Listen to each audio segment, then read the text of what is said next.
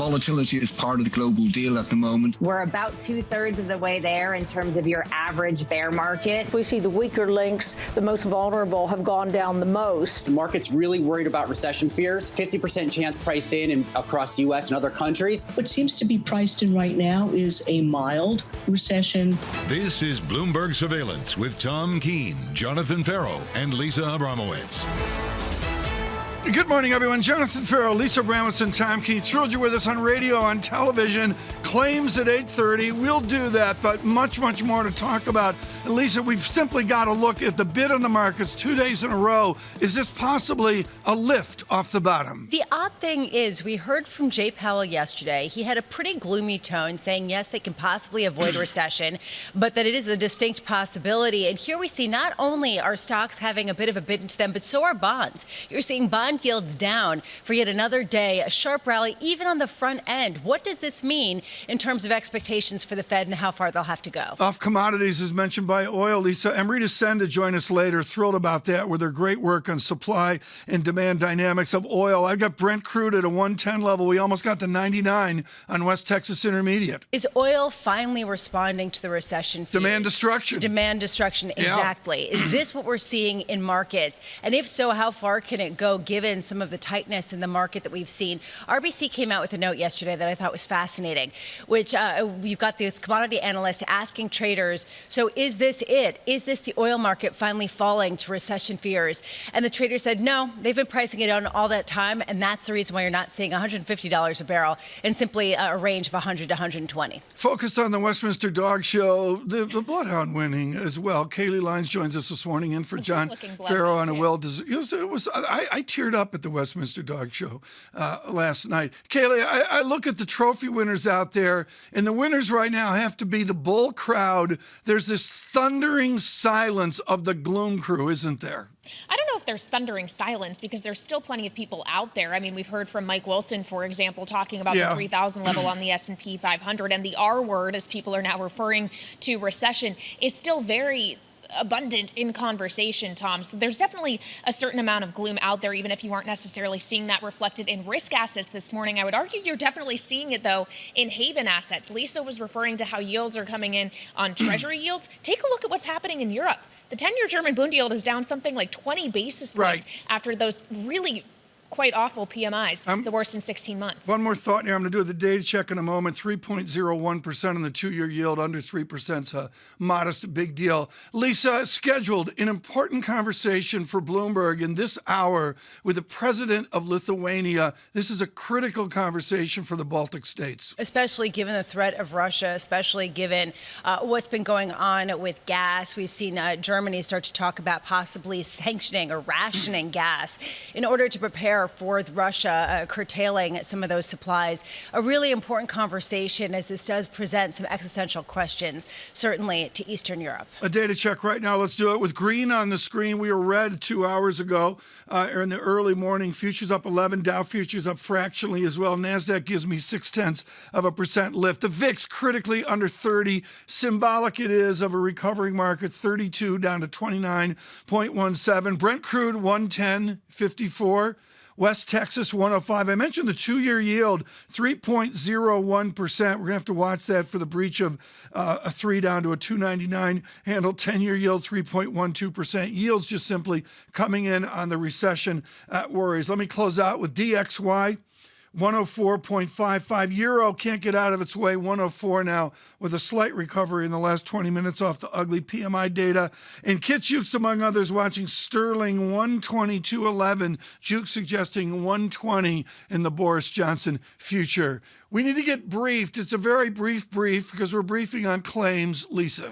Thank you so much, Tom. I guess I do want to just say one thing, though, about the bond rally. This idea that we're seeing even the front end rally, even as Jay Powell said he's going to hike into weakness. He is going to keep hiking to prevent inflation from getting unmoored in terms of expectations. And yet still people are expecting he won't have to go as far and fast as even he is saying. I find that really interesting. Today, we get U.S. initial jobless claims at 8:30 a.m. a.m. How much do we get a sense of the labor market starting to soften even more? And then we get at 9:45 S&P Global U.S. June manufacturing services composite, as well as a whole host of PMI data. This follows what we saw over in the Euro region. And Kaylee mentioned this. We saw PMIs over in Europe fall to the weakest in 16 months, going back to early 2021 in the face of some of these higher costs. And I think that it's important to watch whether you get the exact same kind of downside surprise in the United States. At 10 a.m., day 2 of Fed Chair Jay Powell on Capitol Hill, testifying this time to the House Financial Services panel. How does he respond to two-year yields coming down? Basically, the market is expecting less from him, even as he goes harsher and saying it is of utmost importance to get back to 2% inflation. And at 4:30 p.m., the Federal Reserve's board is going to be releasing stress tests for the banks. What are they going to look for in terms of stresses? We see year to date, the banks all down north of 20, south of 20%. And how much can they return capital to shareholders after these stress tests? That's usually what these pave the way for, Tom. Very good, Lisa. Thanks so much. I do want to note the two-year yield in the United States through 3% to a 2.99 earlier this morning. Right now, aware of that is Deepak Puri, Chief Investment Officer for the Americas at Deutsche Bank Institutional Private Bank, joining us here on the State of Play. Deepak, I want to talk a little bit of calculus here, and that the media looks at inflation hot, and then they look at where inflation will be less hot. And yet you and I know it's a marginal story. Do we have a behavior now where we're beginning to discover that over the coming week or month or quarter, we will marginally have lower inflation, which will be optimistic for the bulls? Good morning, Tom. Yes, I do believe that this is where, one of the things, the more narratives in the market is really panning out to be. You look at the 5-year break-even rates, for example, they are the lowest today they have been since the early part of this year. I think tomorrow's UMich consumer sentiment, the final reading would be sort of a little bit enlightening on that aspect as well. 8.3 versus 8.6, yes, it's marginal, but I think what really took market by surprise was the uptick. And our expectation is going forward, you are going to see some moderation in that number. We are already seeing some of this demand destruction that you guys were talking about. I think overall, you're looking at a little bit of moderation, but still way above anyone's comfort level, especially the Fed's. Hence, inflation remains to be a key story in the market, especially, high level of inflation, and if it starts to accelerate even more. So overall, I think the market oscillates between inflation concerns to now, over the last couple of trading sessions, recession concerns, but none of these two themes are going to go away anytime soon. Deepak, do you understand why the two-year yield is rallying? It's a really basic question, but it is boggling my mind right now. Well, Lisa, I think the key narrative here is that maybe we're going to have a quick and mild recession, and by in the next year or so, the markets are already going to be focused on the next level of Fed policy action, which might be actually a bit more market-friendly and cutting rates. So we get to the what I would call the terminal rate fairly quickly, and then you hedge back into the neutral rate. So the restrictive Fed policy may not be, we might get there quicker, but it not be something that's quite sustainable for this market. Hence, we head back to the neutral number, which then creates this kind of a narrative. It's still too early to say by any measure of certainty that that's what's going to happen. Yeah. But at least the bond market is pricing in a much more, quicker and milder recession at this point. At least that's what I think. Is it still too early to say that we've seen the peak in yields?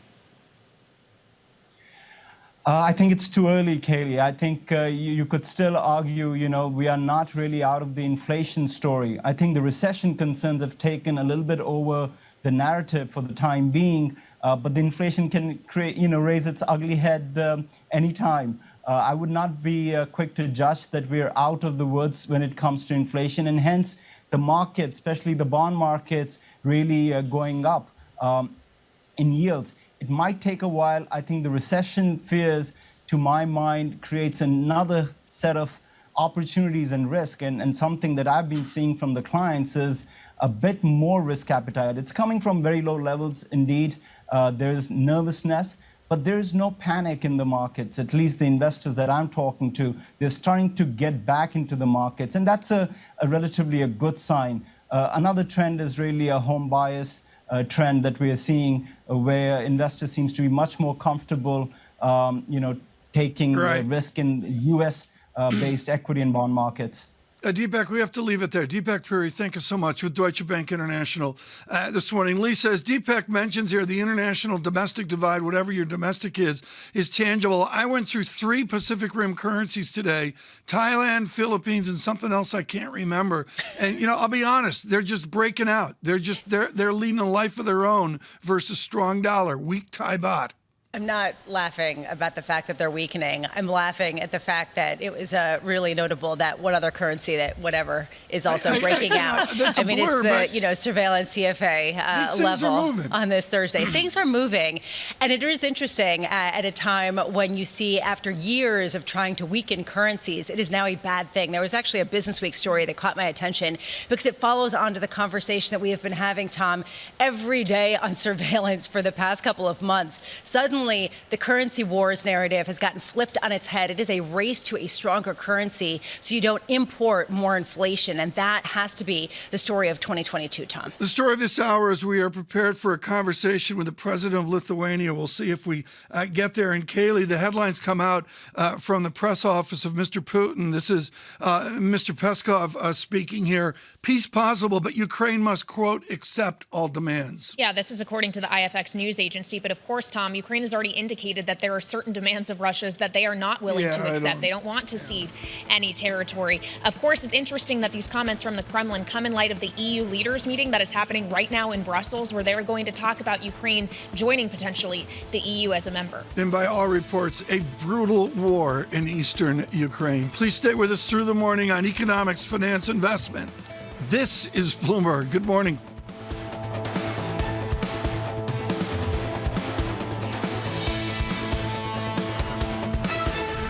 Keeping you up to date with news from around the world with the first word, I'm Ritika Gupta. It was Fed Chair Jerome Powell's most explicit acknowledgement yet that raising interest rates could lead to a recession. Powell told lawmakers that a recession is possible and a soft landing is very challenging. But he said the other risk is that high inflation gets entrenched in the U.S. economy. Powell is back on Capitol Hill today.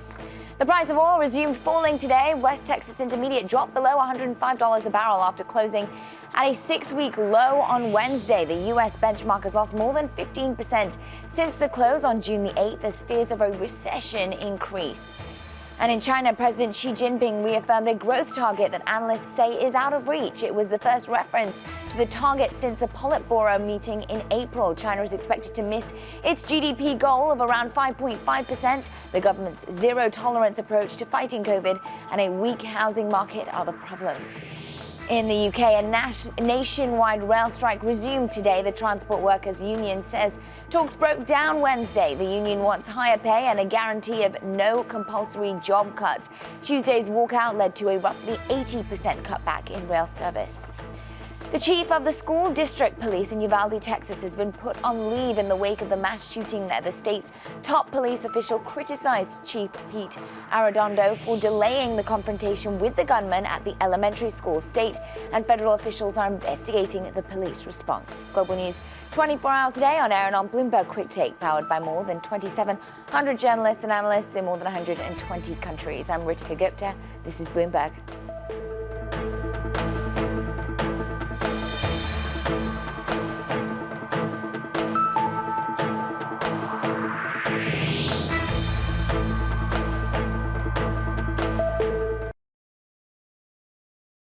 This June, in honor of Pride Month and Juneteenth, Bloomberg brings you a special equality series every Thursday in June at 1 p.m. Eastern.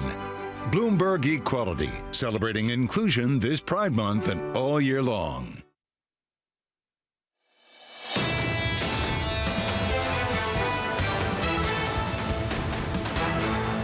Do you agree with the perspective that if interest rates go too high, too fast, it could drive us into a recession?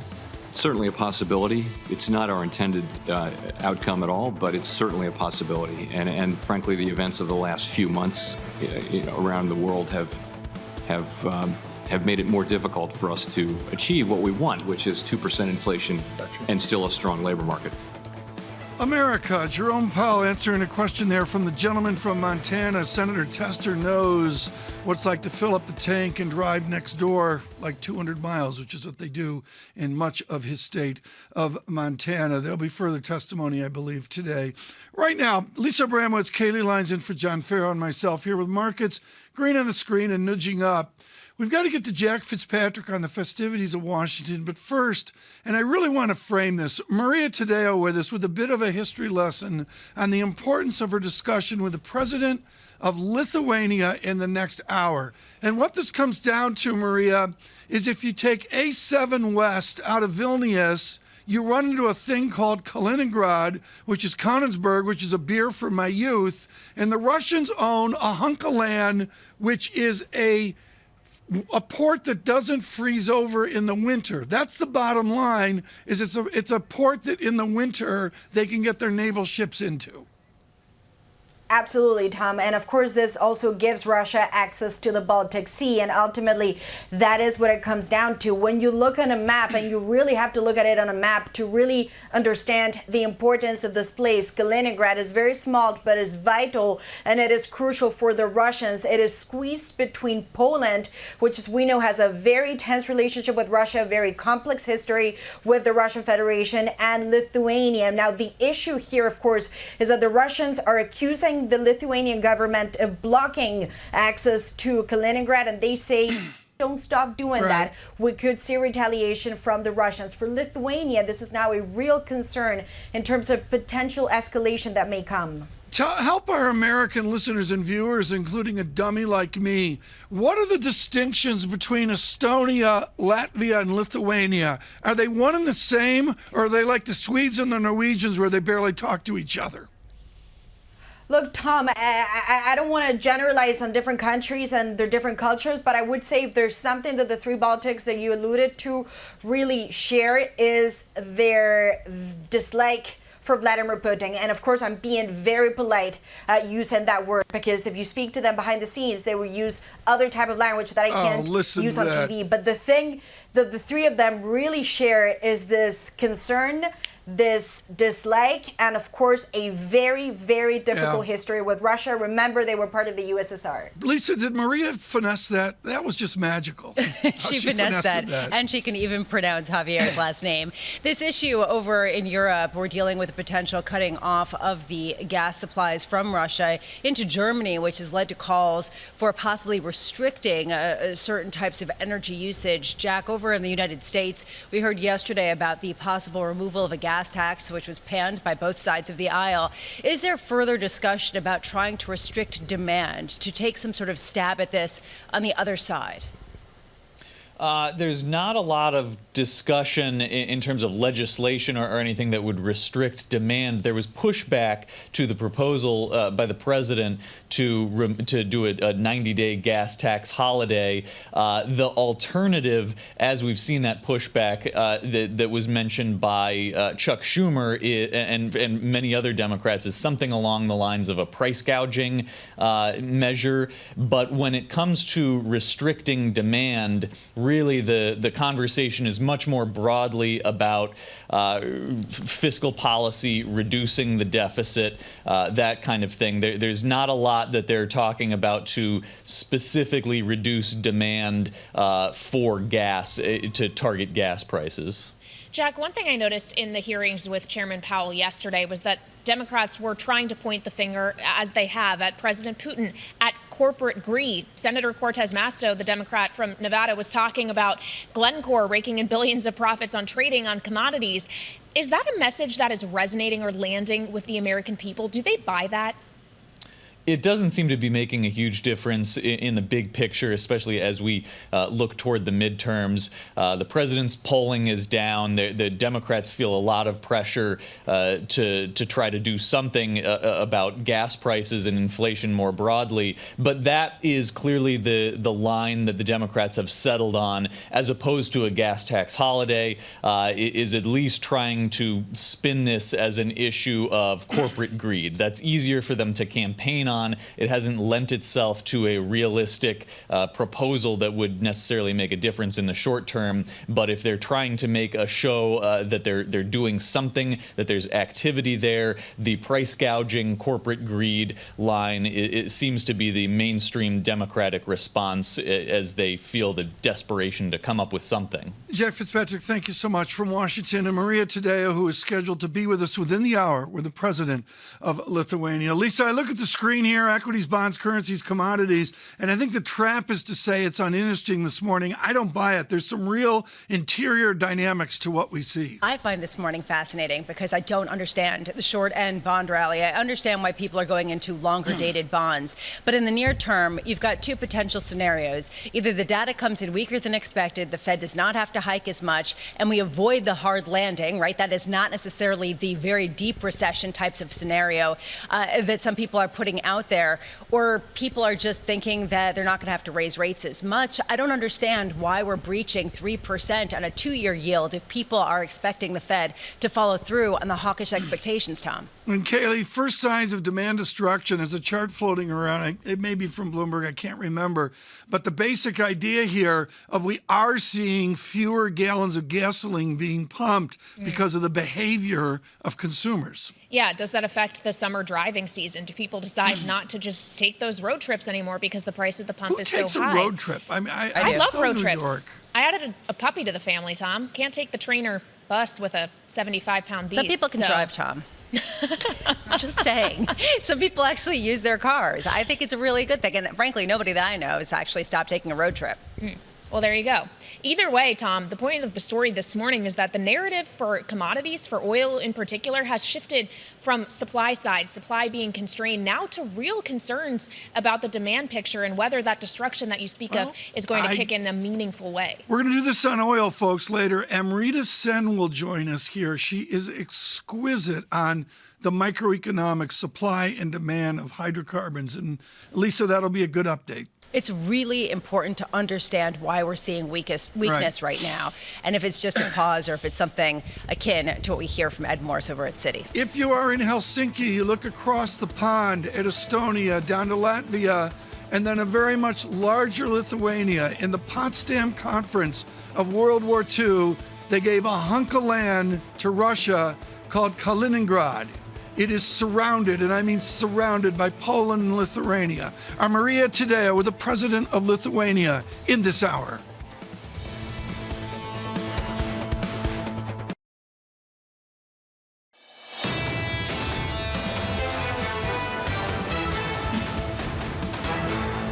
Bloomberg Surveillance. Good morning, everyone. We're waiting on a conversation with our Maria Tadeo, the president of Lithuania. We're moving that in their busy schedule. Maybe in the next 45 minutes, we'll keep you abreast of that. That is a critical conversation given the hydrocarbon turbulence that we see in the European Union. Thank you, Have Blas, which I'm mispronouncing. Lisa made note of that earlier. On radio, it's simple. All you need to know is coal has surged up again off of all these tensions. And Lisa, again, this comes back to ESG out the window. Germany is burning coal. Well, and they have these triggers now. And if they get below certain reserves of natural gas, they'll go to coal and they'll start using coal more because they want to definitely fuel their economy. And then if that comes down also to levels that are concerning, if reserves get below another certain level, then they start to have a state-controlled decision about where there will be cutbacks to energy usage, including in recreational types of affairs. This is fascinating at a time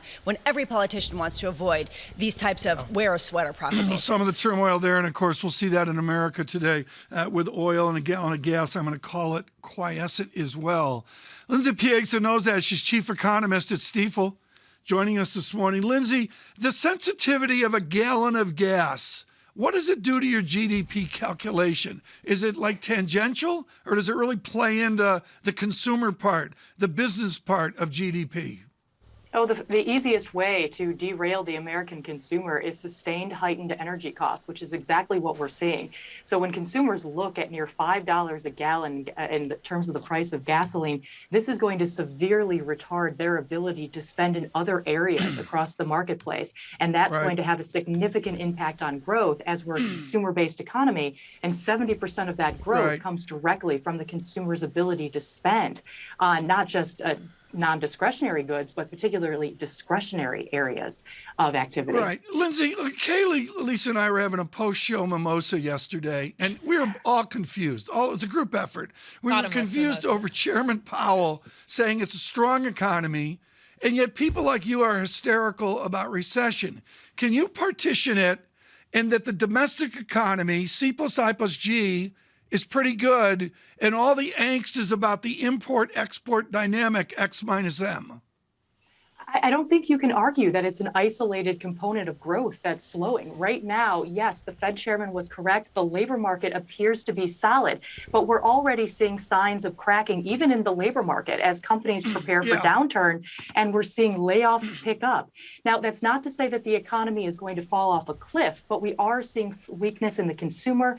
We're seeing a slowdown in manufacturing. The housing market is taking a hard hit. And so Chair Powell seems to be micro-focused on a few statistics in the labor market as justification for this relentless backup in the federal funds rate. I can't say enough, Lisa, how this harkens back to the conversations of 1994. It's forgotten in the mists of time, but it's a two-part American economy, domestic and foreign. And I'm sorry, the foreign numbers now are all messed up. Which is possibly the reason why you're hearing some concerns about dollar strength by companies, not because of necessarily the currency, but because of what it represents, which is weakness abroad and a lack of buying power in other non-U.S. nations. Lindsay, when we take a look at just what you're talking about, the economic data rolling over just a touch, how much does this indicate the Fed has an easier path? They won't have to raise rates as much. How much is that the signal, frankly, from the bond market right now, that's got some support on all sides of the curve? Unfortunately, the Fed is not focused on domestic strength or domestic weakness. So even if we see a further faltering in the data, if inflation remains elevated, regardless of what we're seeing in terms of GDP, the Fed has said they will continue to raise rates.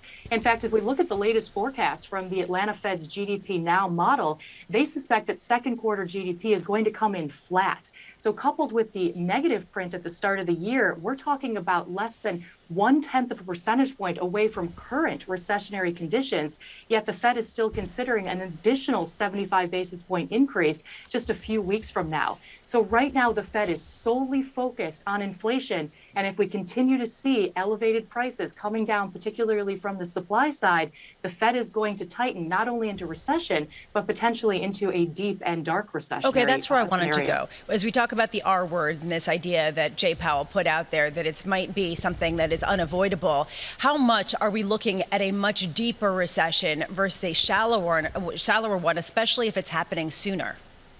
Well, again, it's going to depend on whether or not we see price growth slow with domestic growth. The Fed's going to continue to raise the cost of capital, which will tap down consumption, tap down investment, and result in that slower growth profile. But if supply side prices slow with demand, then the Fed is likely to back off sooner than later. And this is where we get a more shallow recessionary scenario, a more run-of-the-mill recession, if you will.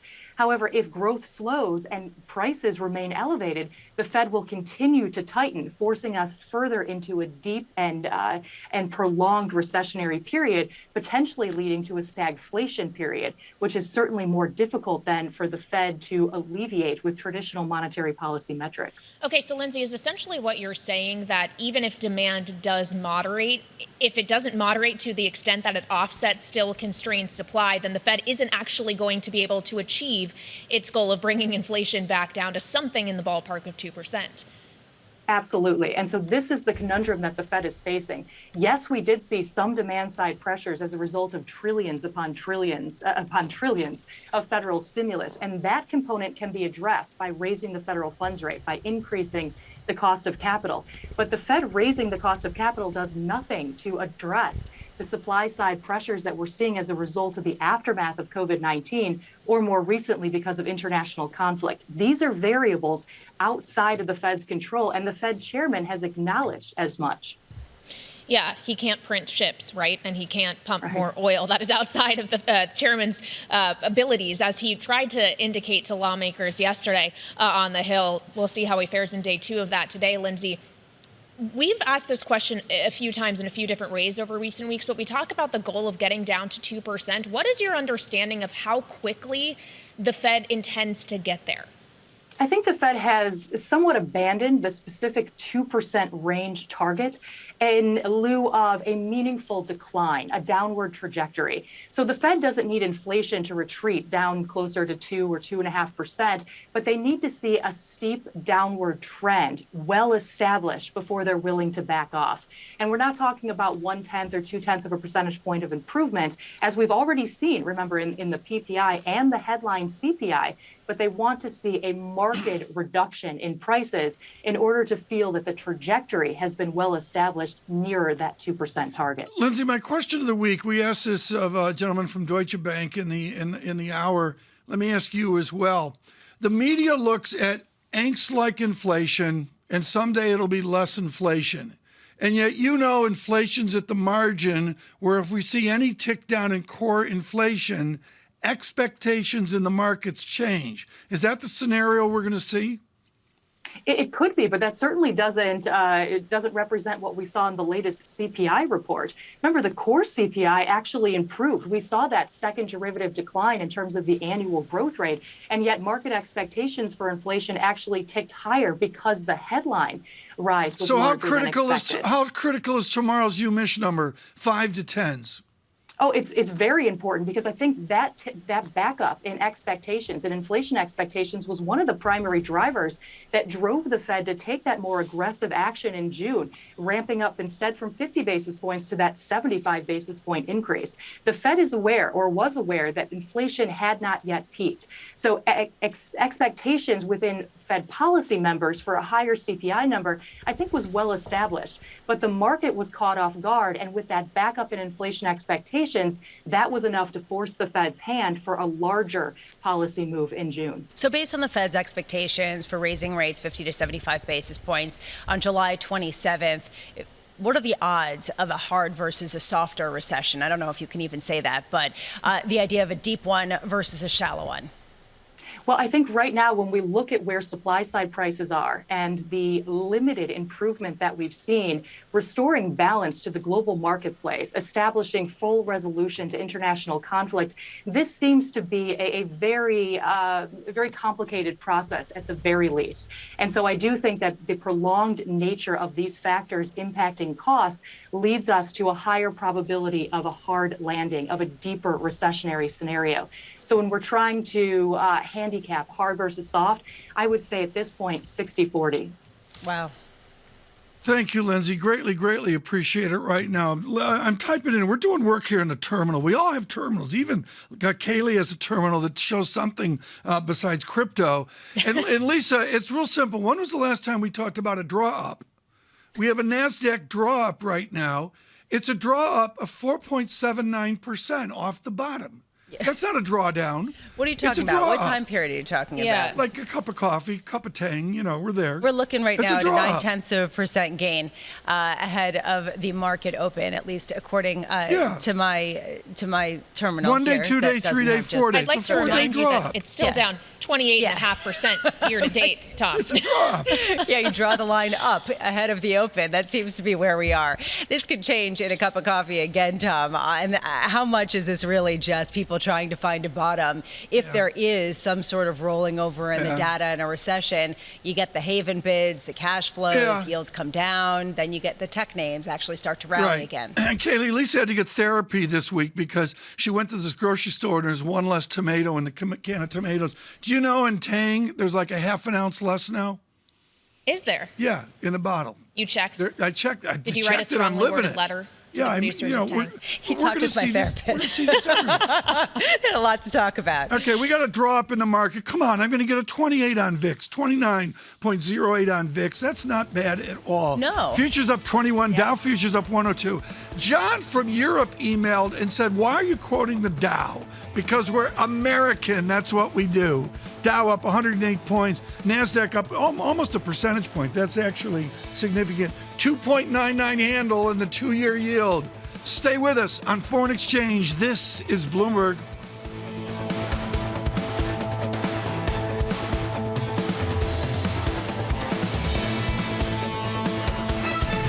Keeping you up to date with news from around the world with the First Word, I'm Ritika Gupta. Both Republicans and Democrats in Congress are signaling there is little support for President Biden's call to suspend the federal gasoline tax. It's seen as a symbolic move by a president running out of options to ease prices at the pump. The president blames much of the increase on Russia's invasion of Ukraine.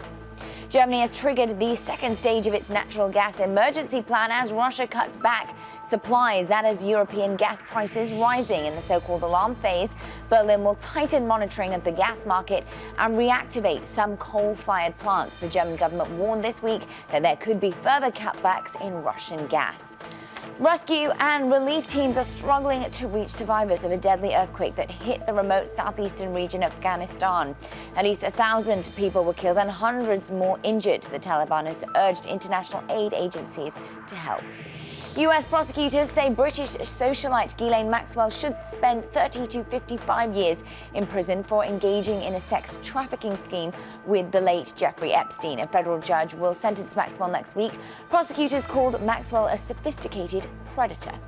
Bloomberg's learned that Tesla is taking steps to ramp up output at its factory in Shanghai. The electric vehicle maker will partly suspend manufacturing at various points through early August so it can upgrade production lines. The goal is to eventually double its original planned target to 1 million cars a year. Global news 24 hours a day on air and on Bloomberg Quick Take, powered by more than 2,700 journalists and analysts in more than 120 countries. I'm Ritika Gupta. This is Bloomberg.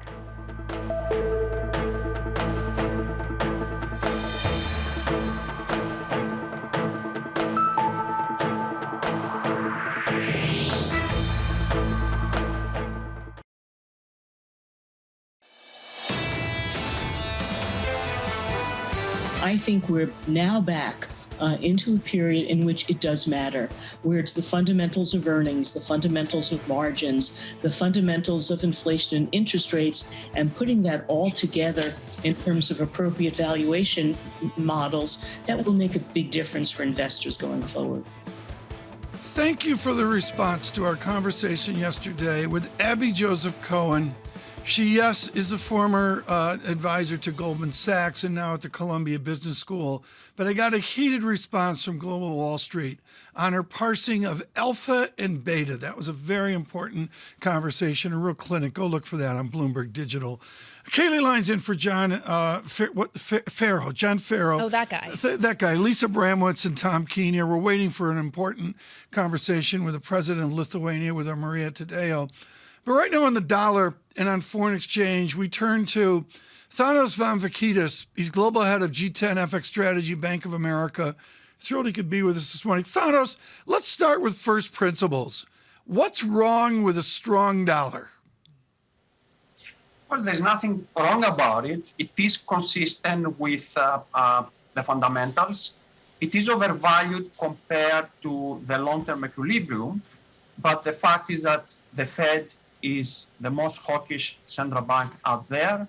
They are dealing with an overheating economy, while other economies are dealing with supply shocks.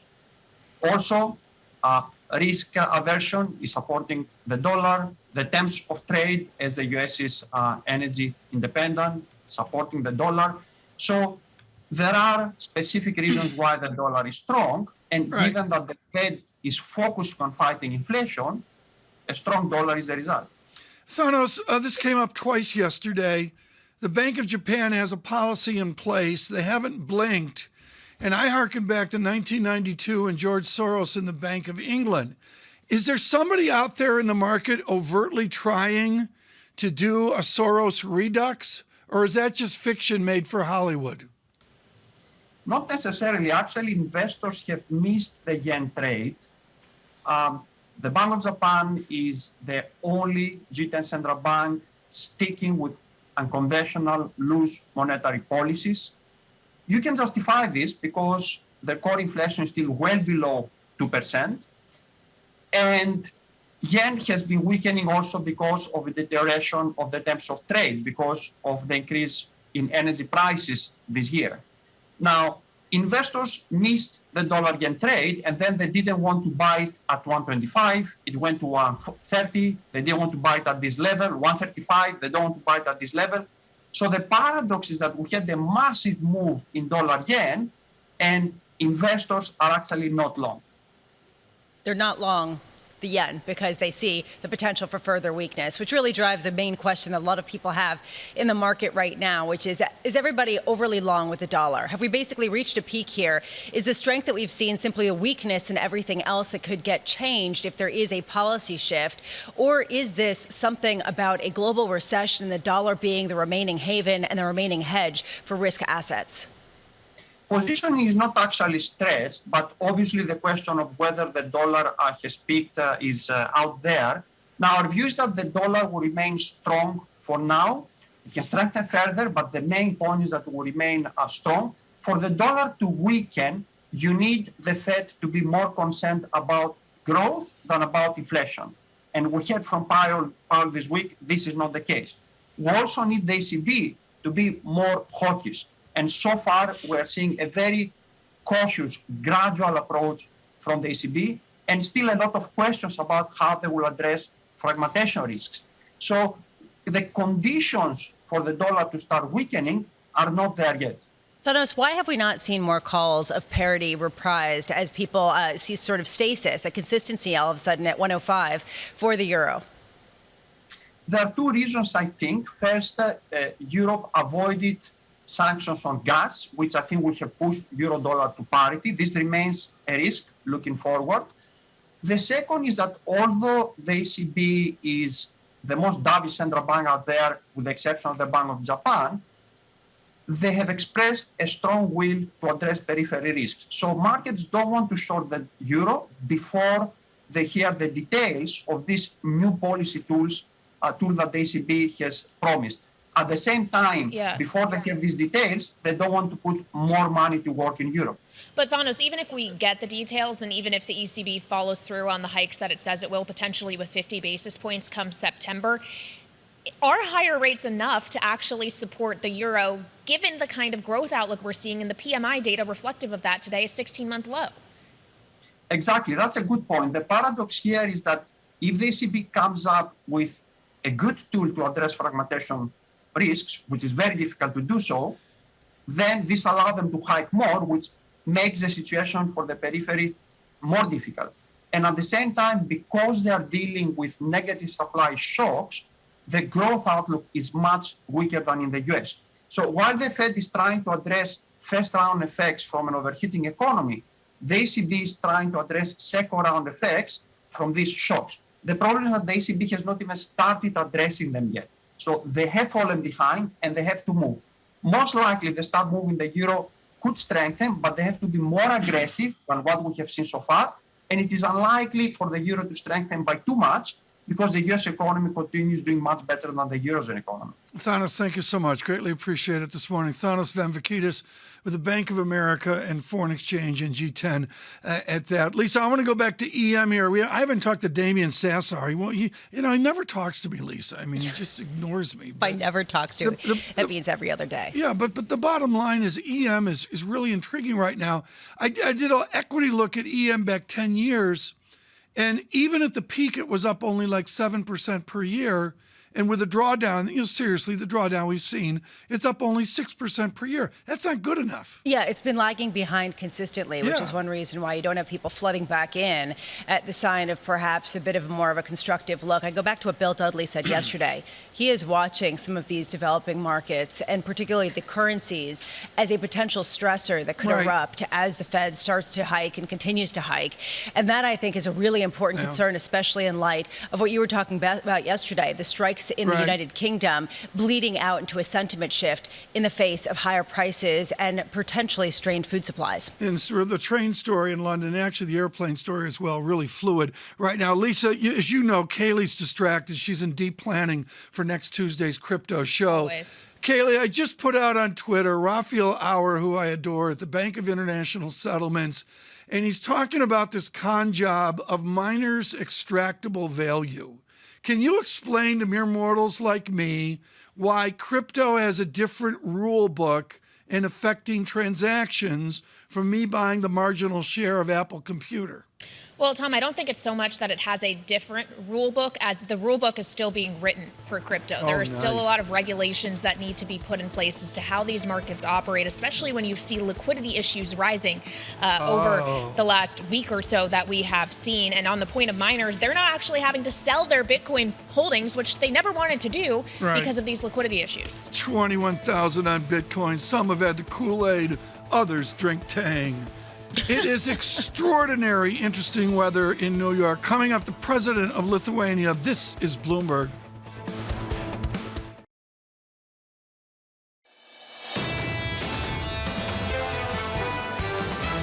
Volatility is part of the global deal at the moment. We're about 2/3 of the way there in terms of your average bear market. We see the weaker links, the most vulnerable, have gone down the most. The market's really worried about recession fears. 50% chance priced in across U.S. and other countries. What seems to be priced in right now is a mild recession. This is Bloomberg Surveillance with Tom Keene, Jonathan Ferro, and Lisa Abramowicz. Good morning, everyone. Jonathan Ferro, Lisa Abramowicz, and Tom Keene. Bloomberg Surveillance, International Relations in this hour. A conversation with the president of Lithuania is scheduled. Very important. Maria Tadeo will handle those chores. Kaylee Lyons in for John Ferro. A well-deserved rest for John. Lisa, we don't even want to know where Ferro is, do we? We definitely don't want to see pictures. No. I mean, we are very happy for him, except just don't tell us. That's I'm in aisle 6 of Whole Foods looking at tuna fish up 82 cents. And you're in aisle 8 of Whole Foods looking at ginger ale going, really? Yeah, the 7.5 ounces versus 8 ounces, which is the reality that so many people are facing, and the reality that we're going to be hearing about yet again on Capitol Hill with Fed Chair Jay Powell saying, it's bad, and we're going to fight it. And that seems to be the tone as things get a little bit darker, at least in markets and for economic projections. It is a mess of a Thursday out there. We've got jobless claims coming up here. But, Lisa, I'm sorry, I've got a lift. And as I mentioned earlier, we've got a draw up in NASDAQ, 4 straight days up, touching 5%. Granted, it's in a bear market trend. I get that. But it's a drop. Okay, I'm actually not watching that, and I'm glad that you're keeping an eye on it. I'm not giving a lot of credence to the draw up that you're giving. I'm going to be really honest. No, it's not just gloom. I'm looking at oil. I think that oil is the most fascinating metric on the board today. Second day of declines at a time when people still see a shortage in the market. This is pricing in demand destruction. It is pricing in recession. Is this the last shoe to fall? Are we heading toward an Ed Moore's future? Or is this just also a pause in this trajectory upward? And how does this factor in to the expectations for recession? Kayla, let's partition that. This is really important. There's many other people out there with an academic study to 120, 150 a barrel, maybe some gloom even higher, and others, including Mr. Morris at Citigroup, really push against that and say, guess what? High prices solves its own problem. Right. The cure for higher prices is higher prices. And Ed Morris is down at what, $80 a barrel by the fourth quarter? Maybe. Who's counting? The point of the story is it's significantly lower than where we are now. And I know we're going to talk to Amrita Sen of Energy Aspects later this hour, but she has been on this program in recent months talking about how oil could easily go north of 150 because of the supply side issues relating to the war in Ukraine. And yet we've seen oil unable to even breach 120. And that seems to be a reflection of the demand concern that's out there, even as the supply side remains incredibly tight. Going to do the markets right now. We're going to lead off with Russia, where there's some ruble chat out of their important finance minister, where they're going to do FX transactions in ruble, giving ruble a lift. Turkey out moments ago, holding their repo rate at 14%. In the real world, futures up 27, Dow futures up 145. The VIX, I'm sorry, it's a draw up. We've gone from 30, 29, 28.98. I'll take it. It's a 28 handle on the VIX. A 2-year yield is 3.02%. Gargi Chaudhry aged as she came in, looking at a 2-year back under 3%. Let's go to the brief right now to get to Gargi Chaudhry. Lisa, what do you have? So we've got a bunch of data coming out today, including U.S. initial jobless claims coming at 8:30 a.m. Have we seen the best of the employment reports? Do we start to see jobless claims tick upward, as we do expect that to be the likely pathway of transmission to a softer economy, less demand, and possibly bringing inflation down? Then at 9:45 a.m., we also have S&P Global U.S. June manufacturing services and composite PMIs. How much do we see the slowdown reflected in the manufacturing and services data? 10 a.m., Fed Chair Jay Powell heading back to Capitol Hill, giving a second day of semi-annual testimony to Congress, this time in front of the House Financial Services Committee. How much does he give credence to this idea that a recession is much more likely and that a hard landing, meaning a deeper recession, is potentially more likely as well? As Lindsay Piegza was talking about, that she views it as a 60% chance that it is a deeper recession versus the 40% that we get to something shallow and brief. At 4:30 p.m., the Fed board announces results for its bank stress tests. How much do we get some sort of reprieve in the sell-off that we've seen in the bank stocks on the heels of those, as the Fed tries to come up with the worst-case scenarios? Tom, I'm more interested in what are the worst-case scenarios for the Fed at this moment? How deep does the recession go? What kinds of financial markets disruptions do they look at? I mean, if you want a gloom situation, think about what the Fed stressors have to do. I know, but I just imagine those conversations that the Fed stress testers have. Oh, let's put this in the parameters. Not only that, but the timing of recession, the guesstimate of its depth as well. To me, it's hugely random. I'm going to go to Jeffrey Frankel at Harvard, who's done the best work on this. But I'm sorry, Lisa, it's a difficult sport. We'll let Chairman Powell do that, I believe, this morning with the House. Right now, for those of you with losses in bonds, that's called price down, yield up. Gargi Chaudhry joins us, head of iShares investment strategy at Americas. She's been in the trenches in the bond market for a good number of years. You've never seen this. And far more importantly, Gargi, I've never seen this. How is BlackRock adapting to a general U.S. total return index down some 13%? Good morning, Tom. It's great to be here. So obviously, we came into this year expecting bond yields to be higher. And that has worked out. I think what has been harder to understand in the markets, or what has been harder to react to in the markets, has been this incredible volatility in the front end of the curve. So just last week, when you looked at what 2-year yields did, just moving 6-7 standard deviations 2 or 3 days in a row, I think that's been hard for investors. I think we are telling our clients that, number one, please don't rush to cash. Please stay invested. Maybe stay invested in a more defensive manner. Stay invested in minimum volatility sectors of the market, stay invested in more defensive sectors like healthcare. And then I actually think that moving to the front end of the markets, in the bond markets, makes some sense. And of course, inflation-linked bonds, my favorite asset class, front end of inflation-linked bonds also, especially with the backup that we've seen, make a lot of sense. But look, it's a tough market out there. I think the main thing that we're telling investors to do is not to move to all cash. Well, Gargi, there's a lot to unpack there, and I actually wanted to get your views on oil, but let's sit on the front end of the yield curve, which we're seeing rally. People are taking up what you're putting down, saying perhaps it's a time to go into 2-year yields, for example, 2-year bonds, and send yields even lower. The volatility that we have seen, does it indicate bond market dysfunction, or does it indicate just a complete lack of understanding of what the Fed's response mechanism will be? I wouldn't call it a dysfunction in the bond markets at all. I think that we haven't been in a situation like this where the Fed is changing their policy narrative so quickly and responding to the data as it appears. So, last week when we saw the CPI print, and right after that, we saw the University of Michigan survey, and then we got the Wall Street Journal article about a 75 basis point rate move. We haven't seen things like that for a long, long time. So it's not a dysfunction. It's just a market reacting to a Fed that is injecting, unfortunately, a fair amount of volatility into the markets. And it was interesting to hear in the testimony yesterday that Chair Powell said that they don't want to inject further volatility. But unfortunately, that is something that they have been doing. Perhaps you can argue that they've had to do that because inflation has been so much higher than their expectations.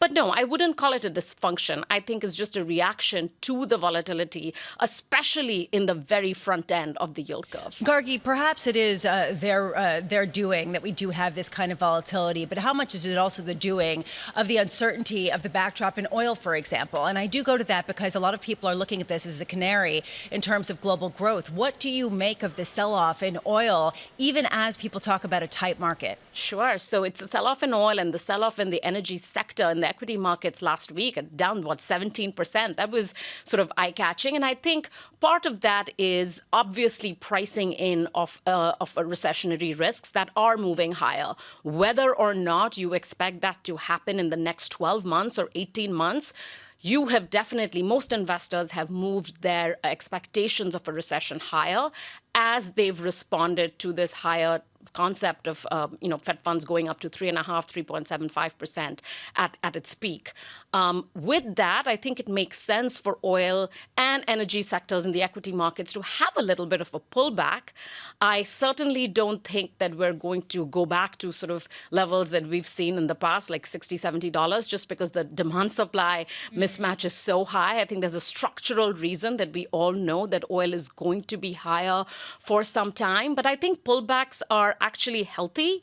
And I think that it allows market participants to sort of get back to some of those positions. I mean, I think the energy equities are obviously something that's going to do well for some time. Yeah. I think the pullback allows us to re-enter some of those positions. Well, and energy equities have been the one safe place to hide in the equity market on a year-to-date basis, even if that hasn't been true in the case of the month of June. But as we talk about recession and growth fears, can you really be going into some of those value, more cyclically oriented areas, or is it going to be a rotation back to growth?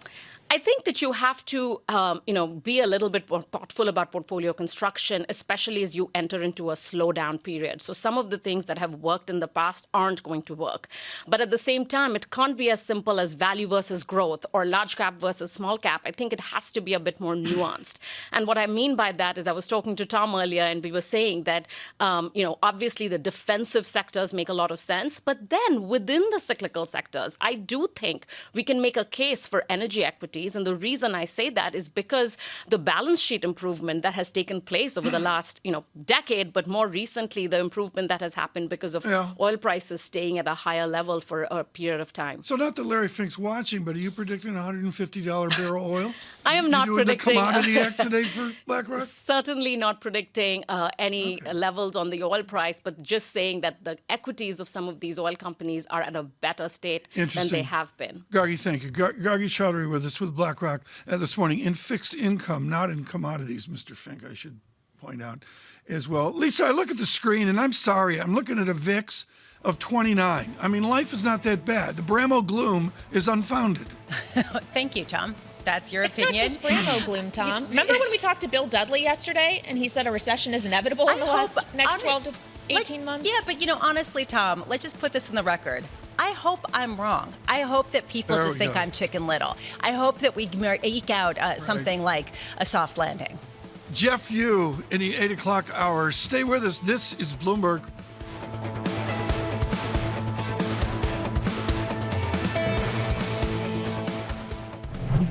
Keeping you up to date with news from around the world with the first word, I'm Ritika Gupta. It was Fed Chair Jerome Powell's most explicit acknowledgement yet that raising interest rates could lead to a recession. Powell told lawmakers that a recession is possible and a soft landing is very challenging. But he said the other risk is that high inflation gets entrenched in the U.S. economy. Powell is back on Capitol Hill today. In China, President Xi Jinping reaffirmed a growth target that analysts say is out of reach. It was the first reference to the target since a Politburo meeting in April. China is expected to miss its GDP goal of around 5.5%. The government's zero-tolerance approach to fighting COVID and a weak housing market are the problems. In the UK, a nationwide rail strike resumed today. The Transport Workers Union says talks broke down Wednesday. The union wants higher pay and a guarantee of no compulsory job cuts. Tuesday's walkout led to a roughly 80% cutback in rail service. Ray Dalio's Bridgewater Associates has built a $10.5 billion bet against European companies. It's almost doubled its wager in the past week to its most bearish stance against the region's stock in 2 years. Bridgewater is the world's largest hedge fund. Amongst the companies it's shorting Sanofi and SAP. The chief of the school district police in Uvalde, Texas, has been put on leave in the wake of the mass shooting there. The state's top police official criticized Chief Pete Arredondo for delaying the confrontation with the gunman at the elementary school. State and federal officials are investigating the police response. Global News 24 hours a day on air and on Bloomberg Quick Take, powered by more than 2,700 journalists and analysts in more than 120 countries. I'm Ritika Gupta. This is Bloomberg.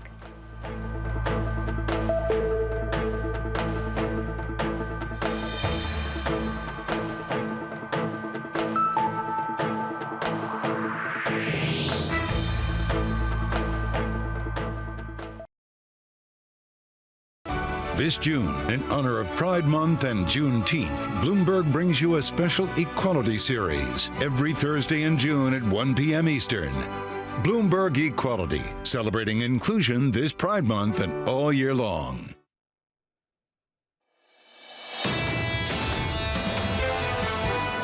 By suspending the 18-cent gas tax, federal gas tax, for the next 90 days, we can bring down the price of gas and give families just a little bit of relief. I call on the companies to pass this along, every penny of this 18-cent reduction to the consumers. There's no time now for profiteering. The president, and over his left shoulder, for those of you on radio, the billboard 18 cents per gallon. Wow, what a tepid response. In the Washington Post this morning, Steny Hoyer of Maryland making very clear, maybe, or something along that line. Let me do a maybe data check here. It's sort of a nudge market here into claims. We'll do that in an hour and 10 minutes. Futures up 27, Dow futures up 146. The VIX impresses me, 29.08. It doesn't impress Lisa Abramowicz. Dollar, I'm going to call it a churn.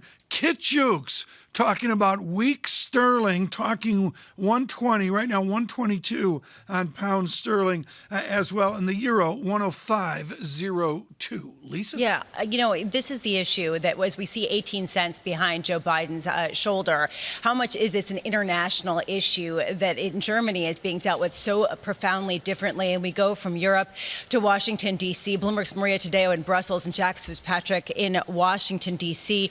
As you await your interview with the Lithuanian President Maria Tadeo, we do hear about Germany preparing to ration gas supplies, to start rationing who can use energy and when, if they fall below a certain point. How is that being read in the German population as we talk about the U.S. pushing back even for 18 cents? Well, Lisa, you could hear the panic in the voice of Mr. Habeck, the German economy minister, today, who now says we are in a situation where Russia could decide unilaterally to completely cut off gas from now until the winter. And the timing of this, it's very particular. We have seen that over the past 2 weeks, Russia has limited in major ways. They say there's a technical issue, but of course, the Italians say they lie and the Germans don't believe it either. We have seen this reduction in gas supplies to those are the two big clients that they have in Europe. The timing, as I say, it's very peculiar because it's really this time of the year in which Europe prepares for the winter. They try to work on the storage, and of course, they want to be in good shape by the time we get to September. We know that is not the case, and we know that come winter, there's a real concern that we could see at times lights going out, that the German industry could take a big hit, and this is now a perfect storm that's facing the European economy. There's today here in the summit, behind the scenes, a real sense of concern that Russia could now really turn on the heat as a geopolitical weapon. But in many ways, Lisa, I mean, this is a penny drop. I mean, for years, you really relied on Russia. They use it as a geopolitical weapon. You've known it for years, and now prepare to pay the price. Jack, tell me about the geopolitical or domestic political weapon that the Biden administration has. What is the next step for the president? Geopolitically, regarding oil, natural gas, there are broad conversations about what they can do in terms of exports, but there's there's not a lot of progress being made in Washington on how to approach those issues. It's a tough political issue domestically for the president, which is why you saw the seemingly already failed attempt to get the gas price holiday. But in terms of what they can do with Europe, with European allies, that has kind of been put onto the back burner because of the domestic concerns. So there's not much of a plan being proposed regarding the U.S.'s ability to help internationally. Jack, listening to the hearings on Capitol Hill yesterday with Jerome Powell and senators like Democrat Elizabeth Warren, who asked him directly, can the Federal Reserve bring down grocery prices? He answered, no. Can they bring down prices at the pump? Again, the answer is no. Is that not undermining the Biden administration's whole entire thesis that other than Vladimir Putin bringing prices up, it is just the Federal Reserve's job largely to bring it down? It may undermine the talking point that you hear every once in a while from the president, emphasizing how much of inflation falls on monetary policy on the Fed. It doesn't necessarily undermine the argument that the president's hands are still tied to some significant degree, because those issues that Senator Warren is getting at are about international supply chains and a lot of things that are also beyond his control. But yeah, that speaks to the lack of a cohesive narrative response from Democrats, and it also, that's I think one area to look at in these hearings from progressives. Any amount of pushback on the Fed trying to pump the brakes on in terms of interest rate hikes, that's what to keep an eye out for, especially as they go to the House Financial Services Committee with other vocal progressives, AOC and others. But yes, it speaks to the lack of a coherent, cohesive answer from Democrats. Maria, when we talk about the issue on a global level, how much pressure is there in Europe on the U.S. saying, give us more when it comes to gas, help us weather this storm more, and the U.S. saying, we can help you a bit, but we also need to help ourselves? For sure, and they're very aware of that, and they're very aware of the internal dynamics in the United States. And I think we're about to see it next week. When you look at the G7, it's all going to be about energy. When they meet at NATO, this is really the centerpiece of it. And it's very difficult to separate for Europe at this stage security and energy. They really come together. So you really see the thread between that G7 meeting next week and then, of course, NATO. But I think the Europeans are very well aware that this is something they have to fix. The reality is, I have asked multiple people this morning, what is the plan B? And they don't have one. At this stage, they don't. And that's a real concern, especially when you look at the storage. You have to build it in 2 months. I mean, the clock is really ticking here. Maria, we're really looking forward to the Baltic State and Lithuania Plan B as well with your conversation, which is scheduled here, I'm going to say, within the hour as we await the president of Lithuania. Jeff Fitzpatrick, thank you so much, in Washington as well. Lisa, we haven't spent enough on this equity market with the VIX now at a 29 level. And I'm sorry, futures elevated up 29,379 as well. And the NASDAQ up a sprightly 1.1%. The NASDAQ is what's catching my attention. How much does it really trade in tandem again? Yields lower. NASDAQ up. How much are people looking for some entry point to go into big tech after the sell-off that way outstripped what we saw in the S&P? Is that sort of the deciding factor? I don't know. It could change again in a cup of tang, right? I mean, this is the issue, is that it's been all over the place. And how much is this just a brief rally as we see a further trajectory into gloom? And Kaylee, what's so important here is, we haven't even talked about it. Get out the calendar. June 30 is upon us. And then 30 days later, the banking ballet, 3 weeks later, the banking ballet starts in earnings. I mean, we're not even there to that reset of the guesstimates of earnings. No, we're not. You haven't seen the earnings revisions coming down as much as you would think they would, given how far this market has fallen. As seems to be so often the case, the analysts feel like they're behind the curve a little bit, Tom. JP Morgan is in what, 3 weeks from now? 3 weeks. I can't believe the first half ends a week from today. It'll give enough time for Ferro to have another vacation. 3.03% on the 2-year yields. Stay with us. We speak to the Biden administration. This is Bloomberg.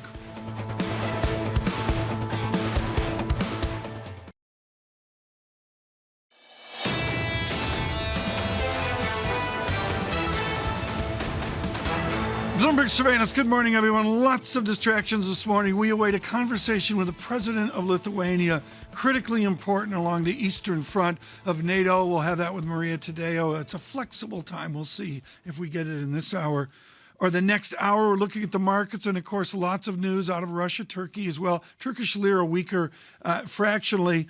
But far more, it is an equity lift in the markets. On the data check, futures advance up 33. Now SPX futures up almost 1%. NASDAQ leads up 1.2%. I'm going to keep this short because the individual stock story matters this morning. Here, Mr. Bostic of the close. Yeah, the individual stock story, which of course lost a lot of steam yesterday coming off the big rally on Tuesday. It'll be interesting to see how folks reset today, day two, of course, of the Powell hearings. But other than that, kind of the all clear when it comes to any sort of economic data or commentary to hang your hat on. Most of the big cap tech stocks are moving higher here in the pre-market. Apple up about 1%, Tesla up a couple of percentage points.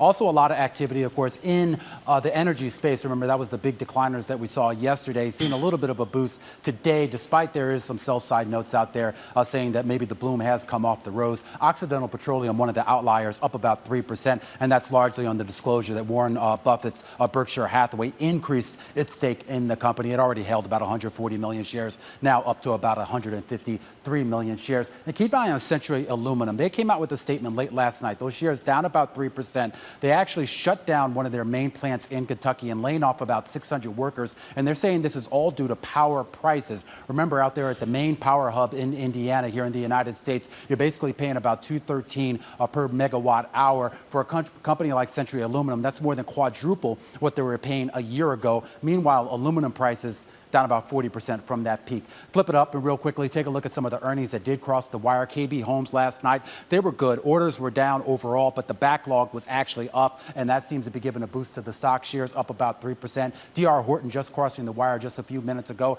And once again, comp sales, kind of a mixed picture. They were down a little bit slightly on some metrics, but some of the other metrics that people look at with regards to average sales price and what people are buying at the restaurant, Tom, at those Olive Gardens and the like, did show a little bit of strength. Those shares up 6%. And after the bell, Tom, FedEx. Tom, have you ever set foot in Olive Garden? I doubt it. Romain, Yeah. le jardin d'olive, c'est bon. Unlimited breadsticks. Unlimited breadsticks. What about martinis? Are those unlimited? Well, occasionally they are. All right, Tom. Thank you, Romain. You're Greatly. FedEx, there's worth looking at. Lisa? Yeah, the FedEx is going to be interesting. I think they've got a call today also that will be instructive as for the path forward. Also, the path forward, very much parsing through a hard landing versus a soft landing. What does that look like? And are we already there in a recession? And before someone accuses me of being overly gloomy, is that the better case scenario to be see the weakness now versus later? Gregory Staples has a view, head of North America Fixed Income at DWS Group, formerly of Deutsche Bank Investment Management. How much are we already seeing, Gregory, a slowdown that reflects a near-term shallow recession that may be the best case scenario for Jay Powell? Lisa, I think we're already starting to see that. I mean, if you look at some of the real-time economic data, you're talking about housing starts, you're talking about construction spending. We're seeing demand destruction in the energy patch. You talked about that earlier this morning. I think some of the leading indicators are indicating right now we're probably in a slow patch, and we think that's going to continue as we go deeper into the third quarter. It's going to give Powell and the Fed a little bit more leeway to adjust, but it's still too early for them to get off their hawkish forward guidance. It's still too early for them to go wobbly. But the markets are forward-looking, and I think that's one of the reasons why we're seeing a little bit of strength in terms of bond prices over the past couple of days. So, Gregory, the markets are forward-looking, and they're looking into a soup of unknowns. I mean, honestly, you can forward-look and get it completely wrong because the exogenous factors are moving faster than the markets can even think. How much would you lean into credit, which actually is not seeing the same kind of rally, particularly in the riskier areas, because of some of the recession fears? Well, I think there's two things going on here. One is the fundamentals still remain quite strong within the credit patch. If you're looking, for example, upgrades to downgrades, they're still positive, whether it's in high yield or investment grade. You're looking at some of the credit metrics in terms of interest coverage. That's still pretty strong, but the flows are coming out of that space. So technically, I think it's still a little bit of a dangerous position, but you get a little bit wider, maybe a little more time. It's a space that we're looking at very closely and are thinking of going back to the long side fairly soon. Greg, this is really important, and to have you in here with your esteemed career. Ian Lingon's over at BMO Capital Market and has just put out moments ago a blistering note which goes to the heart of your theory, which is you have to watch the Fed and watch how they express their reaction functions. Are you getting clarity from the Fed? Mr. Lingon says that we're getting a new dynamic understanding of how the Fed is going to move forward. Do you feel that to Jackson Hole, that we have a better understanding of how they will adapt to reaction functions? Well, I think Powell is trying to finesse it. I don't think that it's very clear for him what indeed the terminal rate is right now. I think that he's got to continue to guide the market towards hawkishness. He can't go wobbly on the resolution to tackle inflation right now. If he does, I think you're going to backslide into looser economic conditions. But he's going to watch real-time data just like everybody else. Price up, yield down. Is it marginally just within the drift function of a bear market in bonds, price much lower, or can it tangibly catch a bid like it does in equities? And if you're talking about purely because of the possible returns at a lower price action, I don't think we're quite there yet. I'd be cautious about going against what's been a 6-month bear market so far, but I think we're in the 7th or 8th inning of that, and certainly as we get closer to the July Fed meeting, that could be a trigger point. If they go 50 or 75 and the market reverses itself saying they've gone as far as they're going to go, that's probably the time to go long duration, and after that, the time to go long credit. Okay, so we had Emily Rowland of John Hancock Investments on yesterday, who said she wished her T-shirt arrived in time that said, "I love bonds." She sees value in treasuries at these levels currently. You're not there yet, Greg? I'm not quite there yet. I mean, listen, one thing about bonds is they tend to trend very much like currencies, and it's very easy to get into early. A lot of us thought that 285, 295 on the 10-year was a great time to come in, and there was another 40 basis points to go. Is it impossible that we get to 3.5 sometime over the course of the summer? No, not at all. But is it possible that we saw the highs last week? It is. I just want to see a little bit more confirmation that we're slowing before we get really long in terms of our portfolios. But given how much hawkishness has already been baked in, is it that much harder to have a catalyst for higher yields than a catalyst for lower ones, as the R word is now used so frequently? I think that's a good point. Yesterday in Powell's testimony, he was quite hawkish, and we're seeing the market sort of shrug off some of the hawkish data that's coming through, but pay more attention to the dovish data. So I think we might be sort of maximum positioning in terms of defensiveness and duration, and that would lead, if you see data start to reverse itself, people going on the other side, and you want to get on that trend fairly early. So, Gregory, if you don't like being long bonds, at least when it comes to treasuries, and you're not particularly overwhelmed by credit, what are you buying? Well, we're short duration overall in our portfolio, still being defensive, and that's a position that we've held basically since the beginning of the year. Still a little cautious on risk overall. We're more than willing to miss the first 5 or 10 basis points of tightening, but once we see a little bit more definitiveness and where the market's going, that's when we want to put the positions on. Okay, so are you all in cash? No, just short duration, more conservative, up in quality. I look at the up in quality, and that says full faith in credit. What's the partition now in the analysis of full faith in credit versus investment grade corporate bonds? I think the place you want to avoid still is those parts of, say, for example, the industrial space that are going to be more cyclical. If we do go into a deeper recession than the market expects, they could suffer a little bit more. Are they giving you a coupon right now? I haven't looked, to be honest. Do I get paid to own Caterpillar debt? You can get 10-year debt close to 5% now, and that's not too bad. Mortgages are the same place. As we talk about a slowing economic picture, and as people use the R word, as we've already discussed a few times, Gregory, do you see adequate default risk out there that things could get so bad in credit that it actually means Jerome Powell presses pause at some point? Well, first off, I want to point out that I've never heard the one economic term, i.e. recession, used by so many people without defining what it actually means. I mean, some people talk about recession as perhaps a negative 3% on growth. I'd say a soft recession is basically zero growth plus or minus 100 basis points. And I'd say we're probably going into a soft growth, meaning, or a soft patch, if you will. 0% growth, maybe a little bit weaker than that. I don't see much worse than that. We're not talking about a first quarter of 2020 recession or fourth quarter of 2008 recession. If that happens, of course, all bets are off, but I don't see that happening. Greg Staples lifting the market here. Futures up 31, NASDAQ out to up 1.1%. He is in fixed income with DWS. Thank you for joining today. You know, I mentioned this yesterday, Lisa. Greg Anderson, the great Greg Anderson, and Stephen Gallo over BMO Capital Markets are writing piercing notes on EM.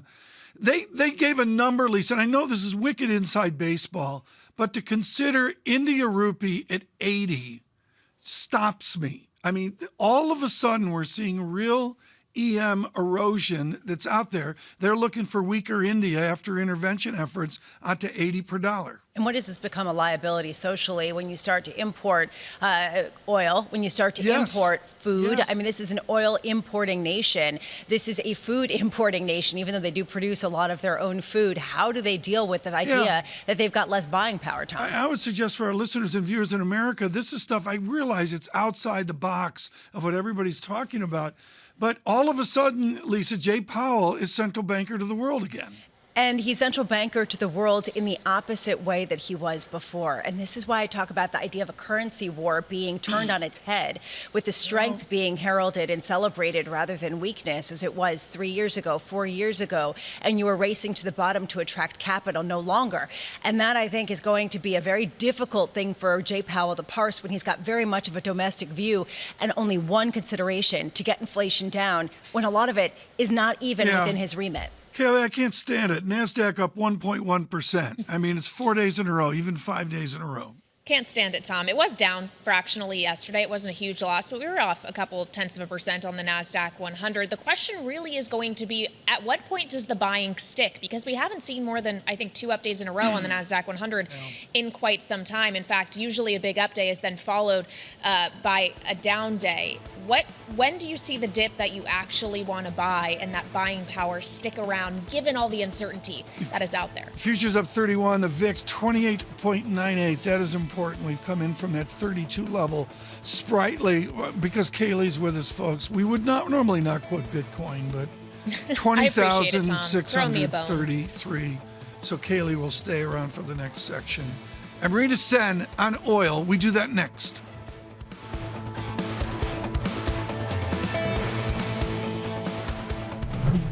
Keeping you up to date with news from around the world with the first word, I'm Ritika Gupta. Both Republicans and Democrats in Congress are signaling there is little support for President Biden's call to suspend the federal gasoline tax. It's seen as a symbolic move by a president running out of options to ease prices at the pump. The president blames much of the increase on Russia's invasion of Ukraine.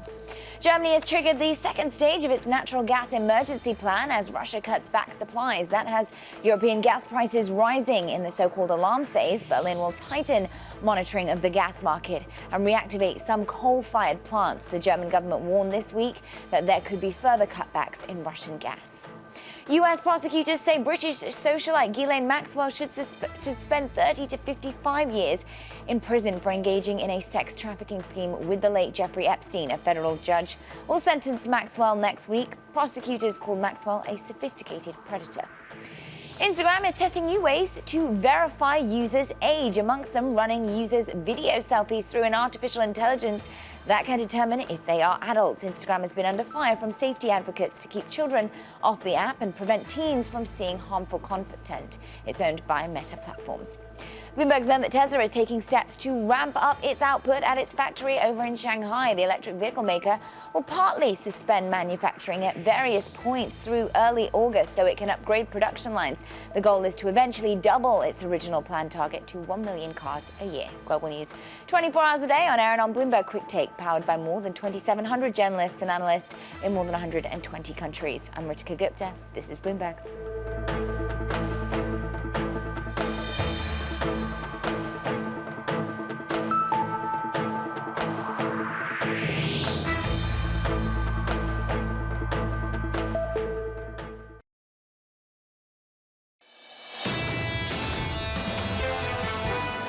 Minority Leader McConnell has already kind of thrown cold water over it. There's very little chance that this actually does get through. This is just a kind of another rhetorical tool of the White House to sort of show that they're doing everything they can on inflation.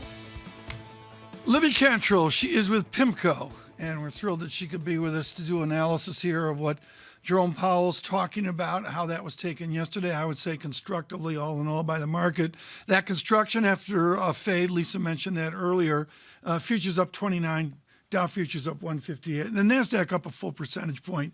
I'll call it a constructive tape this morning. This is hugely, hugely anticipated right now. Amrita Sen joins us here with Energy Aspects, and I do want to note we protect the copyright of all of our guests. I can't say enough about the acuity of Energy Aspects notes. You can get them from their people as you can.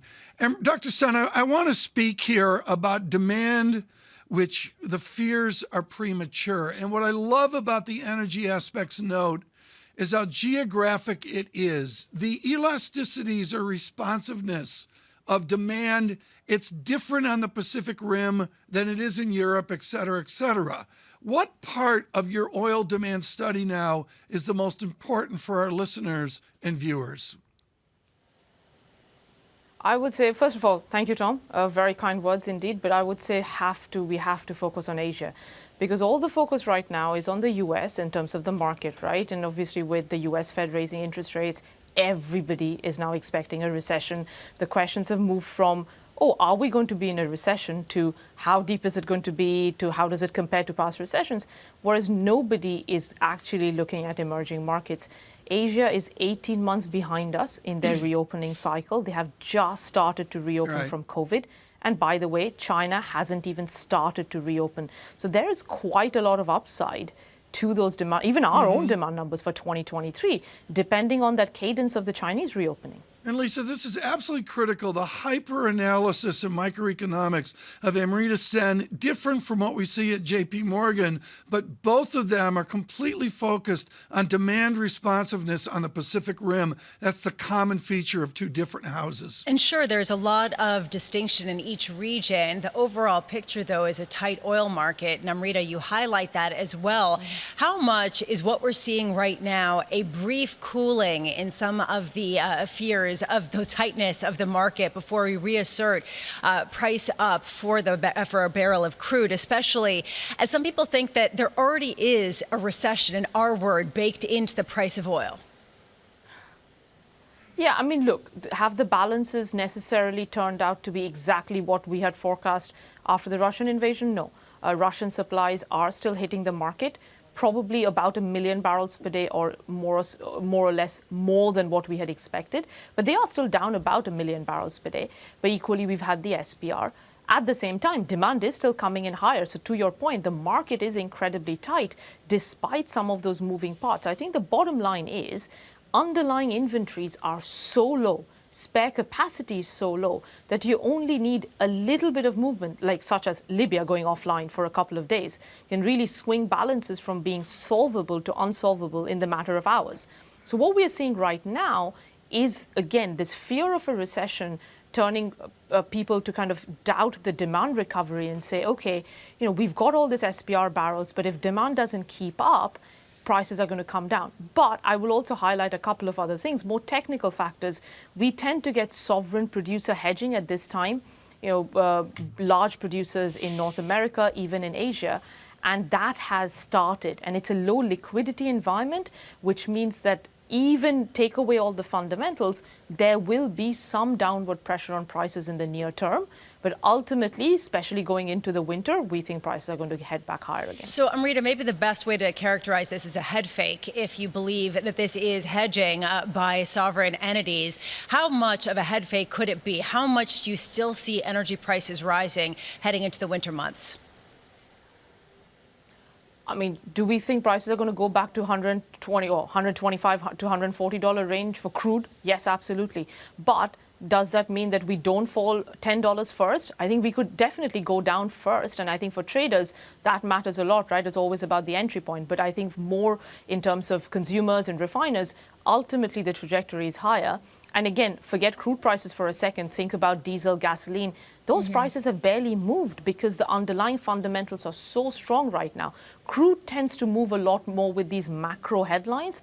Product prices don't. And I think that really tells you where the fundamentals are. Yeah. And I think going into the winter, the risk of a diesel price spike is much, much higher. Okay, well, Amrita, as we talk about going into the winter, let's talk about whether or not Europe is going to be adequately prepared for the cold weather. You had Germany today triggering phase 2 of its emergency gas plan, the alarm phase, I believe it's called. What happens if we start to see actual gas rationing in Europe? I think there's a real risk of that. I mean, we believe that. Our team absolutely believes that. We've already put together a list of which industry is going to be hurt. So steel, cement, fertilizer, and so on. But I would say that we are starting to see countries restart coal plants. So I think the choice has been made. Again, it was always about kind of green energy versus energy security. I do think we're starting to see the move towards guaranteeing let's keep the lights on. And as long as whoever has coal capacity decides to bring coal capacity back, then I don't think the downturn in industry is going to be as severe as we are expecting right now, just assuming that gas gets turned off. Amrita Sen, thank you so much. Just a brilliant note from Energy Aspects this morning out of Houston and London as well. Lisa, part of that note down at the bottom is a summary, and this is something I'd say, Lisa, it's in the zeitgeist, but they're really overt about it in Energy Aspects. If we get a China reopening, what does that do to the recession gloom in the United States? Energy Aspects doesn't mince words. It will delay recession. Because of the supply chain issues, because of some of the gears the logistics of the economy, get the better. logistics Yeah. starting to improve. With respect to oil, though, it might be the opposite. If demand picks up, you might get oil prices go up. I'm not saying it will delay, that it won't delay the R word, but it's a complicated moment. And considering that could be the swing factor for whether it's a hard, it's a soft, it's an up, it's a down. I mean, this to me shows how much uncertainty when you look at a crystal ball. It's pretty much murky. Come on, Kaylee, look at the gloom that's out there. And I don't mean to beat on Brammo gloom. There's a lot of different other qualities of gloom that are out there. The chairman opened his comments yesterday to Brown of Ohio and said we have a strong economy. Yeah. That's what came out of his mouth. He doesn't think that the chances of a recession are all that high, but he also couldn't rule it out, Tom. And while we're talking about... Of course he can. What's he going to say? I guarantee you no recession. Well, he could have sounded less gloomy. Yeah, and while we're talking about China, there's a question of how long it's actually going to take China to reopen. You had Xi Jinping, the president of China, talking overnight about reaffirming that 5.5% growth target. There is very few economists who actually think China's even going to be able to achieve 5% this year. Yeah, I would agree with that. And again, our Energy Aspects, it's all about logistics and nuts and bolts of shipping and containers and such. We have a better market. Futures up 31. NASDAQ up. I'm doing a Ferro data check. I'm not mentioning the Dow. NASDAQ up 1%. Not mentioning the Dow by mentioning John the Dow. would say, oh my God. I got to quote the 2 year, Called in. 3.04%. Look at the Dow. Jeffrey Yu will help us next. This is Bloomberg.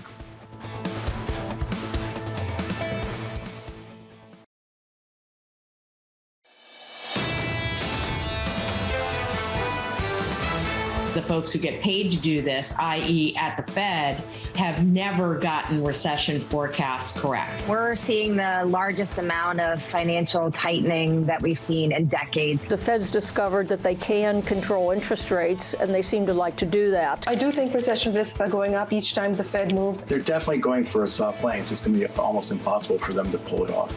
This is Bloomberg Surveillance with Tom Keene, Jonathan Ferro, and Lisa Abramowicz.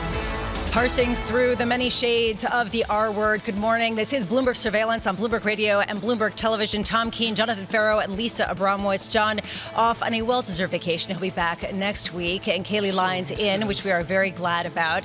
And Tom, right now, it's the R word about Jay Powell. And basically, we can move past what we're going to hear from him at 10 a.m. today and to July 27th. It's a lot of amateur coverage, Lisa. I'm not going to mince words. Economists look at this, led by the great Jeffrey Frankel at Harvard University.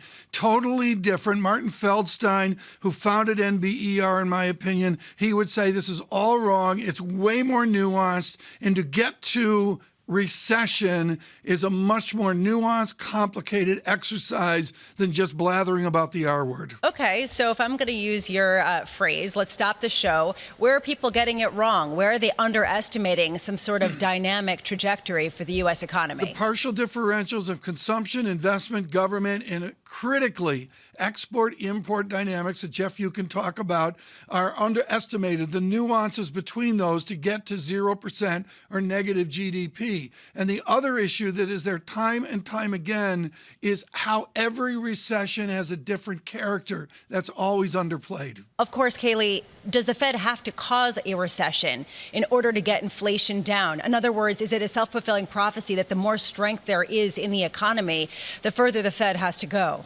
Well, that's the question, and it was a question posed to Jerome Powell on Capitol Hill yesterday when he faced Senate lawmakers. He said he doesn't think that they have to cause a recession in order to get inflation under control. The question is whether or not the markets actually believe him. And again, you have to define it. Our John Authors, on his column on the Bloomberg Opinion piece today, was talking about how you don't necessarily know what a recession is, but you know it when you see it. And is that the kind of place that we're in right now, where we'll know it when we see it, but no one can tell us exactly what it is that we're going to see? So, Tom, you were talking about this earlier, about how the U.S. recession may hinge entirely on China and whether they have a reopening, whether demand starts to pick back up, whether that economy starts to revive. So if you call the Bramo gloom, let's talk about the Keene constructiveness or the Keene optimism, and sort of how much that really hinges on what happens with supply chains and what happens over in Asia. Yeah, I mean, I don't know how to weight that, frankly. I think there's so many uncertainties there, but certainly the core theory we see across equities, bonds, currencies, commodities is demand will come on specifically from the Pacific Rim. And that's the theory there that we heard from Amrita Sen, that China is important to the American recession discussion. Yeah, and right now what we are seeing is a keen constructiveness in markets that you've been talking about, Tom, and help me out here. But we're looking at a NASDAQ leading the way, which I find interesting. How constructive is the NASDAQ leading the way versus perhaps trying to find a bottom after a massive bear market?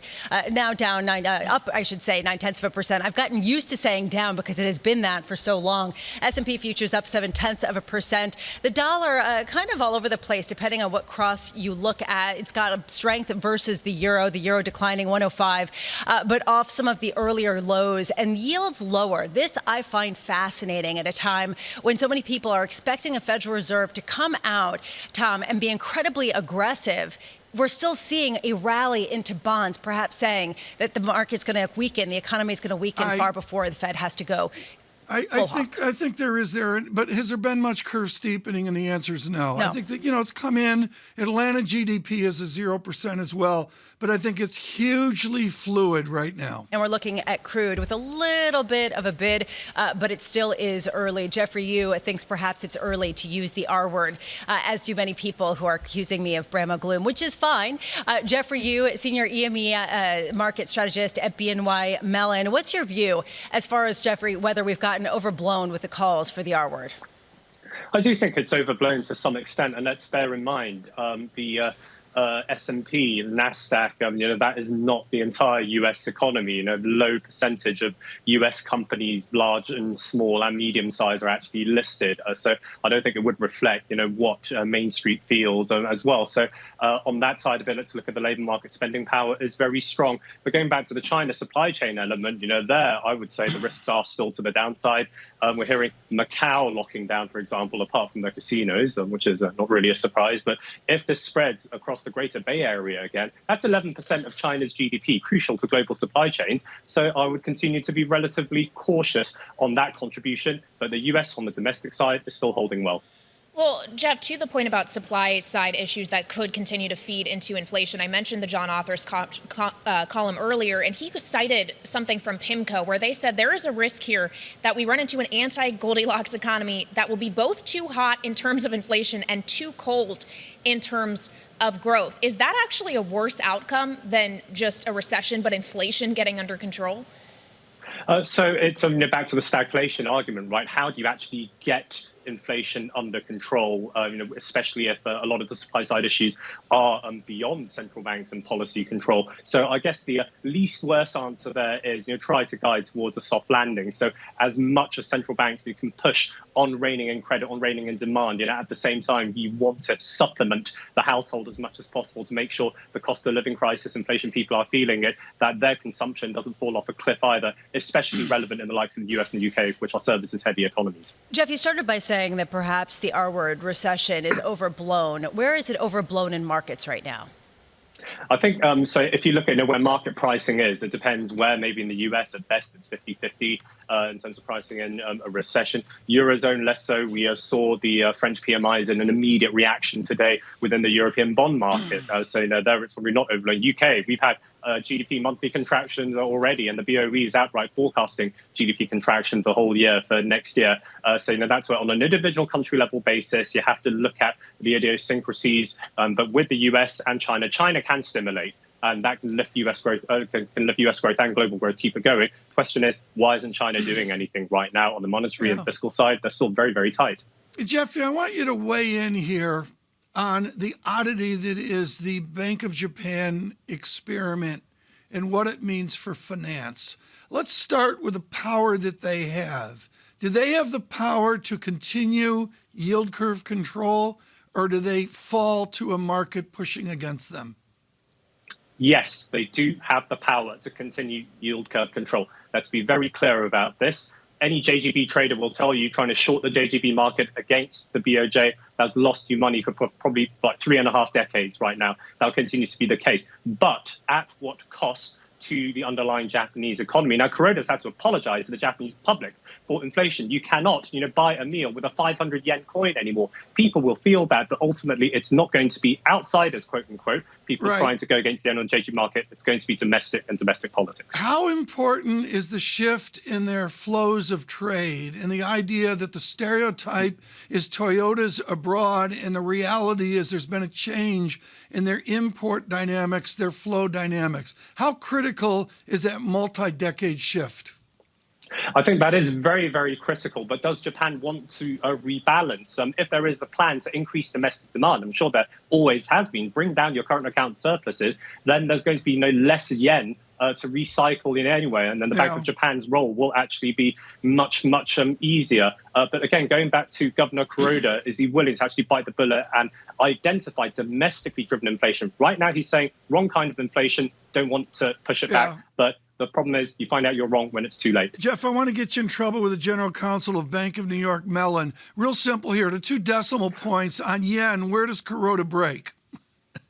Well, Kuroda break, I will be very cautious in my language there, but saying, if, let's say, with a 500 yen coin, you can barely buy half a bowl of ramen, then there's going to be a problem. But the higher it goes right now, the more problems that he will face within the public, the domestic public. That's his constituency he needs to be aware of. Jeff, you skirting General Counsel debate there as well at BNY Mellon this morning. I mean, Lisa, Jeff, thank you so much. Greatly appreciate it. Lisa, this is a huge, huge deal. And that when you go out there as an investment house, particularly the Japanese investment houses, and you start pontificating about yen 140 or yen 150, there's some real internal pressures on that. Especially at a time when they have to import so many goods. They can't really do that for the same kind of price. And this is not exactly the Japanese economy that they saw 20 years ago. What are they going to do, though, in terms of allowing this to happen without giving traders a payday, without saying, you were right, we couldn't do it? How do they save face? Because they want to do it on their own terms. And the history of this is simple, going back to the rationalizing of industrial and particularly banking Japan. It took forever and ever to get to that rationalization. I'm going to say off the top of my head, it took 12 years, but it was difficult to say the least. We've really worked into a stasis market here, Lisa, 20 minutes away from claims. 20 minutes away from claims and perhaps a little bit less than 2 hours from Fed Chair Jay Powell not saying anything that he didn't say yesterday. But I think it's all countdown to July 27th. And Tom, that's what I'm looking at, especially with all of the uncertainty about oil prices. And I'm looking forward to hearing some of the guests and the commentary coming up for that perspective. Kaylee, the survey of claims, 229 down to a better statistic, 226 as well. I guess that's still better than good. That's the strong economy Jay Powell was talking about. Yeah, exactly. He thinks the labor market is good enough to hold in there, at least to a certain degree, while the Fed hikes. The question is for how long, and at what point do we start to see that unemployment rate ticking higher, and to what height are we talking? Now, an important data point this morning with claims. There's some other ideas coming on S&P Global PMI as well, but really tomorrow you'll have to be with us on a Friday for the University of Michigan statistic. That's at 10 a.m. tomorrow. The view forward 5 and then out another 5 years, out 10 years as well. Stay with us. Claims here in 19 minutes. Futures up 22. Dow futures up 118. The VIX 29.11. This is Bloomberg.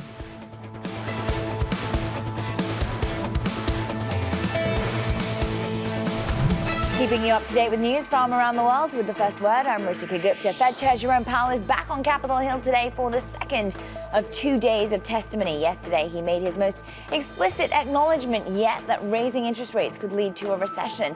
Powell told lawmakers that a recession is possible and a soft landing is very challenging. But he said the other risk is that high inflation gets entrenched in the U.S. economy.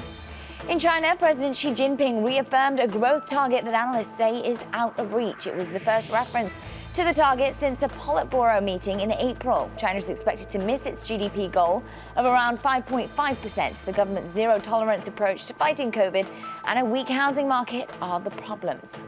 Russia used new rules to pay its latest slate of bond coupons in rubles. However, neither of the bonds have terms that allow for settlement in that currency. Moscow has just days remaining before it potentially slides into its first foreign default in a century. Russia has billions of dollars it could use to pay, but mounting sanctions are cutting off avenues to transfer the cash.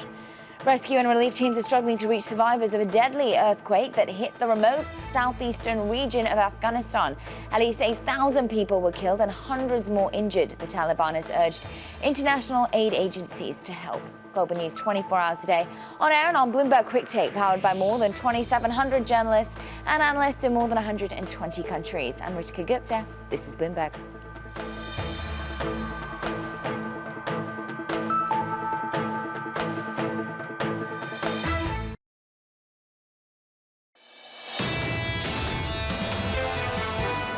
From the Biden administration's standpoint, I think that you could say figuratively and literally they're out of gas. You can't guarantee that that's going to make its way to consumers. The way that the gas tax is levied in the U.S., it's not at the pump level. Right now, I would think priority one is to make sure that we unleash America's potential as far as the ability to produce more oil and gas. The Republican from Virginia, Eric Cantor, there, of course, with his public service to the nation, with Mullis right now and Vice Chairman speaking to Bloomberg in London. Right now, I'm going to focus on energy here because that is the point of the moment. Futures up 23. The VIX sprightly 29.11. Brent crude, the global price of 111.67. That is down from a 124 per barrel to 112 per barrel. And West Texas Intermediate at 110, and I'm assuming Amos Hochstein, Presidential Coordinator for Energy Security for the President of the United States, would like West Texas Intermediate quickly to get back to $80 a barrel. Amos, I'm going to cut to the chase. You read the Washington Post, Steny Hoyer and others, lukewarm here on the microeconomics of price theory of an 18-cent tax on a gallon of gas. What's the plan to get oil back to $80 a barrel? Well, good morning, Tom. First of all, thank you for having me.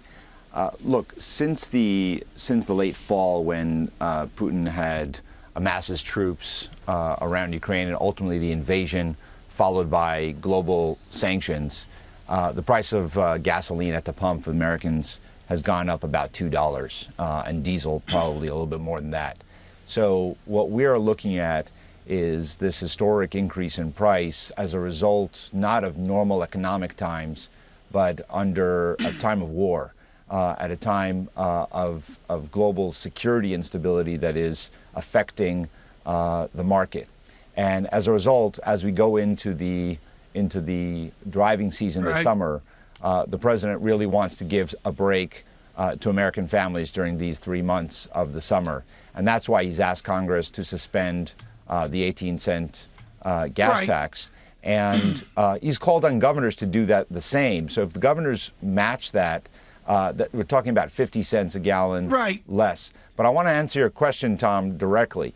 Look, we have done everything that we can to encourage the industry to increase production, which they are going to this year. We're going to get to record oil production by the end of this year or the next year's first quarter. The President has ordered the release of 1 million barrels a day from the Strategic Petroleum Reserve. Right, okay. And Amos, he led the effort to do 240 million barrels. Amos, that's a lot. Here's the Tom. problem, and I know you're sitting in the Oval office with a Bloomberg terminal next to you as you talk to the president, and you can bring up log West Texas Intermediate quarterly like I can. Anybody can do this. Baloney. It's about distillates, and it's about not in my backyard. How is a centrist Democrat going to explain to left Democrats that they need to come up with a not in my backyard policy to advocate greater distillate capacities in America? How do you do that? So, Tom, you raise an excellent point that people tend to focus a lot on the oil production, but in reality, that's not the issue alone, right?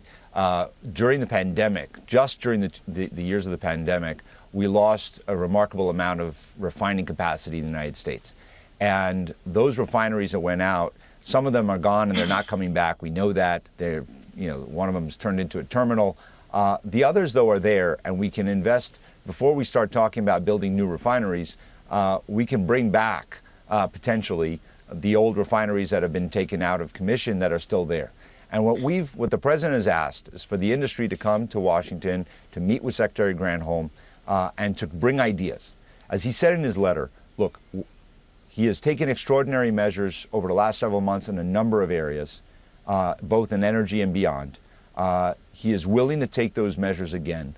We're asking the industry to come and to give us their ideas. What do you need from the federal government, from us, that we can to work with you to increase the capacity, the refining capacity in distillates, in order to get gasoline not only produced, but then ultimately get gasoline and diesel to the right places around the country. I mean, Lisa, what's so important here, what Amos is talking about, is what are we going to do to politically shift the distillate debate? To me, that's the heart of the matter. The other heart of the matter, Amos, is this idea that the response to that letter that you were talking about from the president, from Exxon, from Phillips 66, from a whole host of other companies, was that the current administration has had obstructionist policies when it comes to the oil and gas industries, and that they have not been very clear. What is your response at a time when they have been increasing production and they invested more than they brought in during the heart of the pandemic?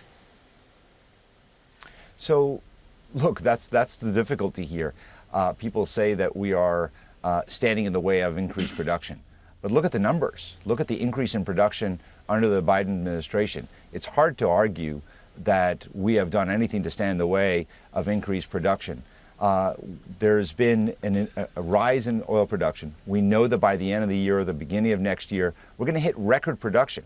So on average, the oil production in the United States in this last year and a half has been higher than the one under our predecessor. Excuse me, Amos, but have you met with those records, Lisa? Have you met with the CEOs of the big oil companies to talk about this and to talk about how things can be clearer for them to produce more? You have. And are there going to be certain scheduled? And I can tell you. Well, sorry, go ahead. I mean, are there going to be scheduled changes in terms of more specific policies that you'll put out there that you think will allow them to refine more or create more production in the near term? Well, I think that they have, my point is that they have the tools they need. When I meet with the oil company executives and the CEOs, and I've asked them over the last several months, what do you need from us? And beyond what we've talked about the last several days in the press about the tone, what do you need? They don't need anything. They all say they have what they need. There are some labor shortages, there are some spare parts and so on, but they don't need policy changes from the U.S. administration. They have what they need. In fact, when it comes to federal land, they have more than what they need. But as you and I both know, federal lands where government leases are less than 10% of the overall U.S. production. So the companies actually don't need anything. What they do need is bankers in New York and their funders, and their investors to say, use the profits that you're having under these record prices for the last several months and invest them back into production, invest them back into refineries, invest them back into equipment. Almost, if I could just jump in there. That's where the rub beats.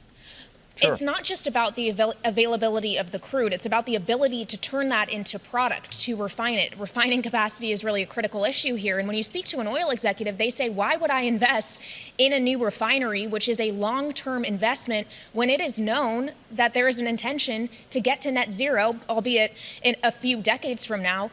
They want to pivot to clean energy. So what is your messaging to CEOs when you're asking them to pump more, also knowing that eventually you want to wean off of fossil fuels? So 2 points. One, you're 100% right. It is not just about the crude oil production. It is about refining. And as I said before, we lost a lot of refining over the last several years, specifically during the pandemic, and we'd like to see that come back. But you raise a fair question. Why do you make those investments? And that's what we have to talk about. We need to make sure that we have enough oil and gas in the economy now over the next several years to meet the demand that we have in the economy.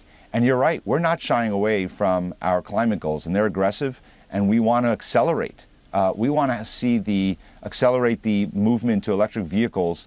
The goals of 2030, I know the goal is about 50% of new car sales. 2035, you have several American companies and global car companies saying that by 2035, 100% of their vehicles will be electric. So, and that's just new car sales. So we'll have a tail on that as the rest of the industry catches up. So the argument that we don't want to invest in refining or invest in oil production now because of these policies, I don't know that really follows through and meets the facts. We know we have the demand, so I think that we'd like to work together with the industry. Tell us what you need, and tell us how you plan to use your record profits, investing back into the industry, into production, into refining, so that Americans can pay a little bit less at the pump and have the products that they need during this time. Amos, we just have a little bit of time left. Has there been any discussion about reducing demand or possibly putting out some sort of guideline to pull back in terms of how much people use, akin to what we're seeing in the gas space over in Germany? Well, first, I think on natural gas, Europe and the United States are vastly different in our systems. Our price here is about $6. Theirs is about $40 on natural gas. But look, we have provided record investment through the infrastructure legislation that passed into mass transit and into rail. These are the things to convert people from, if we had a better rail and mass transit system that was efficient and fast, then all studies show people would move from using vehicles to using mass transit. So yes, we'd like to put the investments to work. That's what President Biden has been offering all along. How can we move people away from driving their cars to mass transit and to rail? And how do we move from gasoline cars to electric vehicles, which will also reduce the demand for gasoline?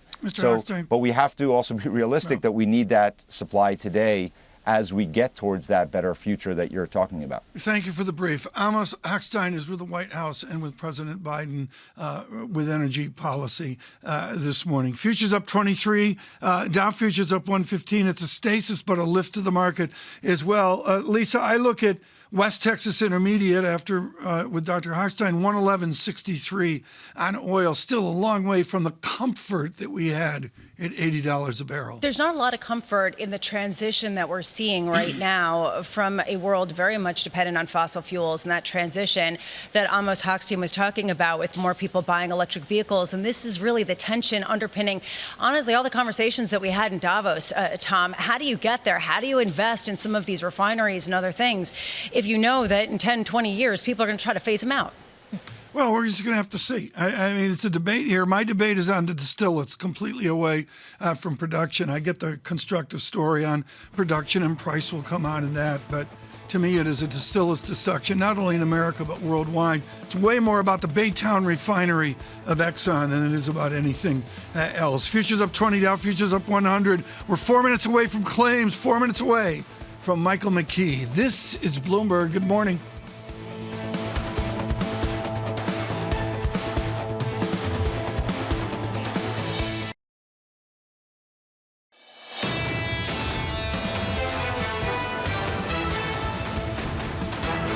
Bloomberg Surveillance, and good morning to you. The chairman of the Federal Reserve said yesterday it is a strong economy, and a strong economy always starts and ends with the dynamics of our labor economy. We migrate there right now with Michael McKee as he and I await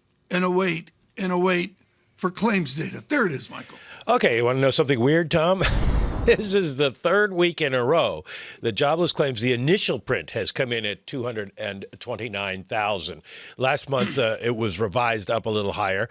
The expectation was for 226, but basically we've entered a sort of period of stasis, it appears, with jobless claims. They're at about the same level. A lot of people have been wondering, are they going to be the canary in the coal mine and start raising recession concerns? And you would expect that because basically, if you look back in history at recessions, happens. Jobless claims do rise going into recessions. Now, they rise at other times and don't predict recessions, but they do definitely rise into recessions. So if we're kind of flat at this point, it doesn't look like anything's imminent, which is, of course, is what Jay Powell said yesterday. Nothing's imminent. Claims are symmetric. You have been a genius, Michael McKee, on the JOLTS survey as well. If you were sitting with Chairman Powell, what would you say about these other surveys? Do they show his strong economy as well, JOLTS and the others that you lean on? Well, they do show a very strong labor economy, and that's what the Fed has been talking about. The JOLTS obviously suggests that there are an awful lot of job openings that are unfilled, and therefore if you lose a job, you could probably easily find another. Of course, there's a composition effect there, but there's just so many open jobs. The question is, do companies start paring back on their hiring plans and stop posting job openings because they think there's going to be a recession? And it's hard with JOLTS to know, Tom, because those are delayed by 2 months. So it's old data. Delayed as well was a revision. Lisa, we've got it out. McKee almost fell off his chair here, seeing it peripherally. 231,000, a shock from 229 out to 231. Yeah, really shocking numbers. Look, they came in a little bit, and the emphasis on a little bit weaker, and we're getting a little bit of a reaction in markets. If you want to just basically, I mean, it's the CFA talk that I learned from you, Tom. We're looking right now at a little bit of retracement of some of the gains from earlier in the day. The NASDAQ futures now just up about 5 to 0.6%, and the S&P up 0.4%. Meanwhile, the 2-year getting a bit of a bid, well under 3%. But how much are these numbers really going to reflect the true softening, Tom, that we're seeing in markets with job openings just simply being taken off the market and things that people say are the stealth softening of the U.S. labor market? We'll have to see on that. Mike McKee, very quickly here to get into Andrew Hollenhorst. How important to you is the 5-year look forward from 5 years out, the 5-10 inflation expectations at the University of Michigan tomorrow? Oh, it's going to be very important, not because people are accurate in their predictions about inflation, but because it will inform their expectations, and that is what drives the Fed. That's why Jay Powell said we went to 75 last week. Let's go right there now with Andrew Hollenhorst, chief U.S. economist, Citibank, of course, with an important call for a much higher rate and terminal value and all the other mathematical mumbo-jumbo. Andrew, I want to go to 10 a.m. tomorrow morning, which you and I agree, and Michael McKee agrees, I think all agree. Inflation expectations are important. They have spiked up. Are we unanchored in our expectations?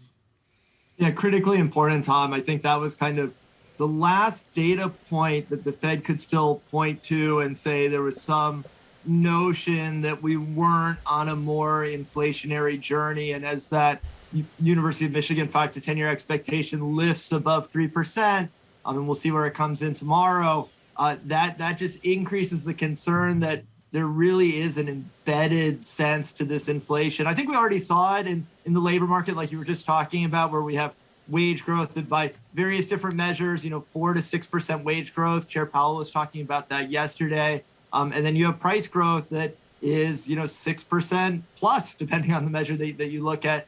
So I think there's a notion of a wage price spiral here. I think a little bit of what we're seeing at University of Michigan is confirming that also.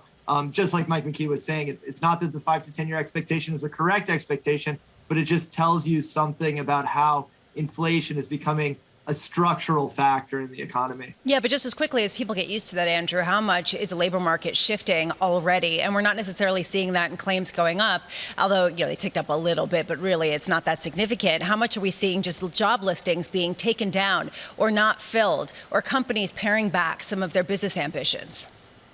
Yeah, I think that's what's difficult here is, as an economist, you're always looking at two things. You're looking at the level of activity and the level of strength, but then you're also looking at the direction of travel. And really what you want to get right is the direction of travel, because that's going to determine where you're going. And we know a lot of things are very strong. We know the labor market has been very strong, continues to be very strong, lots of job openings, relatively few unemployed individuals. But that kind of leading edge of the direction of travel, the weekly initial jobless claims data, that's giving me a lot more of a real-time signal of the labor market than something like job openings, which has lagged a couple months.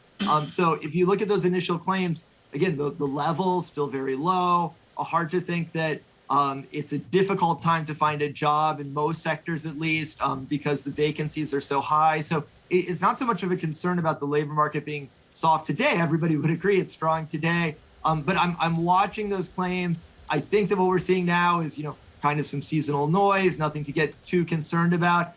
But it's definitely the case if you bring economists like me back on the show a month from now, 2 months from now, and we've seen these initial jobless claims that have continued to trend up, we'll have a lot more pessimistic view. Well, Tom has done a really good job today, not just talking about the domestic labor market, but looking internationally and what the ramifications from some of the global downdraft has been. And that has been in the stronger dollar. And in addition to jobless claims, we also got the current account balance out for the United States, which surprised to the downside. We have a record trade deficit once again, as the strong dollar allows the U.S. to import more goods. How does this factor into your view on the GDP level, considering the prowess of the dollar and the ongoing sort of disinflationary object of that, but not the money coming back into the U.S. economy? Yeah, so the trade balance has really been kind of swinging around wildly, which is kind of a combination of the post-COVID reopening phase of the economy as trade kind of got more fully restarted as the economies reopened globally, and then this kind of pattern of, well, you had renewed waves of COVID, which are disrupting goods. And then you had supply chain issues, right, which on top of that. So I'm really being very careful with that trade data right now in terms of interpreting it as any kind of longer term trend and where the economy is going. If I look at the effect of the stronger dollar, I think one thing that's maybe surprising, maybe even a little bit surprising to me and how this has played out, like Tom was saying, we have revised up our terminal Fed funds policy rate forecast to above 4% now. Wow. And getting there in the first quarter of 2023. So, we're really getting rates to quite high levels in the U.S. That's not an out there view anymore. The market has been pricing something not too far off from that when we were at higher yield levels. And the dollar, yes, has strengthened. But, if you had just told me 6 months ago, we're all going to kind of think that Fed funds effective is getting above 3.5%. Where's the U.S. dollar? I would have thought a lot stronger than where it is now. So I think relative to that counterfactual, it's maybe not as much of a slowing factor for the economy. Andrew, I mentioned this earlier in the show, but when Powell was testifying on Capitol Hill yesterday and Elizabeth Warren was asking him if a rate hike would solve higher grocery prices or higher prices at the pump, his answer obviously was no. The Fed isn't equipped to deal with some of those more supply-side driven challenges. What is your confidence that the Fed actually can get demand down enough to the extent that it actually will offset persistent tight supply?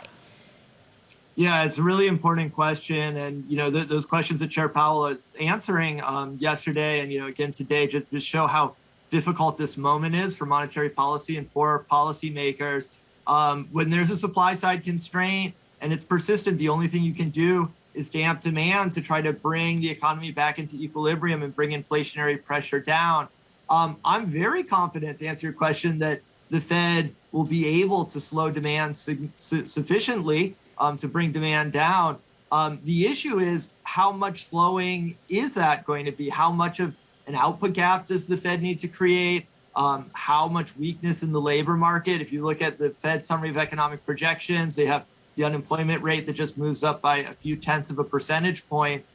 So if you keep moving interest rates higher, if you keep tightening financial conditions, it will slow down the economy. The real issue for the Fed is not whether or not they can slow it down. It's can they slow it down and have it be a relative moderate slowdown and still get inflationary pressure down? Andrew, thank you so much. Andrew Hollenhorst with Citigroup here with that shocking terminal rate statistic above 4%. I'm going to call that on the edge of outlier on Wall Street. Lisa? Yeah, well, on the edge of outlier akin to Deutsche Bank that no longer is such an outlier, as you're seeing that priced in the Fed funds futures. We're going to be discussing this as well as a host of other market issues. Samir Samana, Senior Global Market Strategist over at Wells Fargo's Institute. We're going to be speaking with her on the open. But we are watching, and Tom, you've been talking about this all morning. I do think it's really important. Maria Tadeo sitting down with the president of Lithuania as we look ahead to some sort of tension continuing to rise in Eastern Europe, Tom. It's going to be fascinating as well. To help you with the geography, folks, from Vilnius over by Belarus, you go west on a road to Kaliningrad, which is Russian territory surrounded by Lithuania in Poland. It is hyper hypersensitive to all Russians, and particularly to Mr. Putin with his St. Petersburg heritage. These have all sorts of, Lisa, third-rail attributes for Russia. And how do we deal with this situation where any escalation draws in NATO, right? Where is that line for Russia? Where do they not want to poke the bear? Or are they getting bolder as they make more headway in the eastern part of Ukraine? I mean, these are things that we wish we were not talking about. Yet the tragedies do continue, as you talked about earlier, with some of the fighting, Tom, that we're seeing. And we hope that there is some resolution. Well, we'll have to see on the resolution. There's fierce fighting in eastern Ukraine. Lisa? Yeah, right now we are seeing the rally fade just a touch with the S&P up about 0.4%. The NASDAQ up less than 0.6%. Yields still lower and actually heading south of 3% on that 2-year yield. From New York City, this is Bloomberg.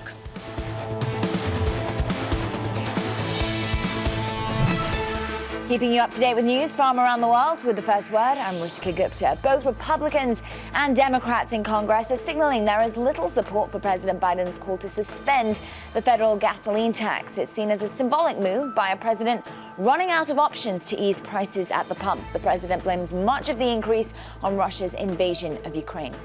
Germany has triggered the second stage of its natural gas emergency plan as Russia cuts back supplies. That has European gas prices rising. In the so-called alarm phase, Berlin will tighten monitoring of the gas market and reactivate some coal-fired plants. The German government warned this week that there could be further cutbacks in Russian gas. U.S. prosecutors say British socialite Ghislaine Maxwell should spend 30 to 55 years in prison for engaging in a sex trafficking scheme with the late Jeffrey Epstein. A federal judge will sentence Maxwell next week. Prosecutors called Maxwell a sophisticated predator. Bloomberg's learned that Tesla is taking steps to ramp up output at its factory in Shanghai. The electric vehicle maker will partly suspend manufacturing at various points through early August so it can upgrade production lines. The goal is to eventually double its original planned target to 1 million cars a year. And in sports, the 30 teams in the National Basketball Association will be hoping to find the next Steph Curry tonight in the annual NBA draft. U.S. colleges have provided the bulk of the league's players for decades. But now teams are also looking at Africa, where the NBA started a league in hopes of developing a new generation of stars. Orlando has the top pick in this year's draft. Global news 24 hours a day on air and on Bloomberg Quick Take, powered by more than 2,700 journalists and analysts in more than 120 countries. I'm Ritika Gupta. This is Bloomberg.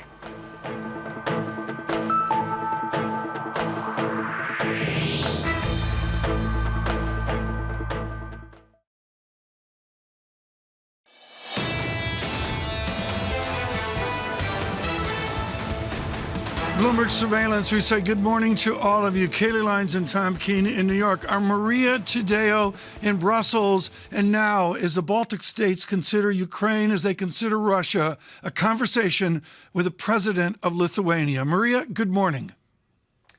Thanks, Tom. And let's go straight, of course, with the president of Lithuania, Mr. Nausėda. From day one, you've said Russia is a threat to European security. Ukraine has to win, and we need to see NATO troops deployed in big numbers on the eastern flank. But I want to ask you about a very delicate situation for you. So I appreciate you taking the time today on Kaliningrad. When you look at it on a map, it's between your country, Lithuania, Poland, but it belongs to the Russian Federation, and the Russian Federation now openly accuses you, your country, of blocking transport from the Russian Federation to Kaliningrad. They say there could be real repercussions. Are you concerned?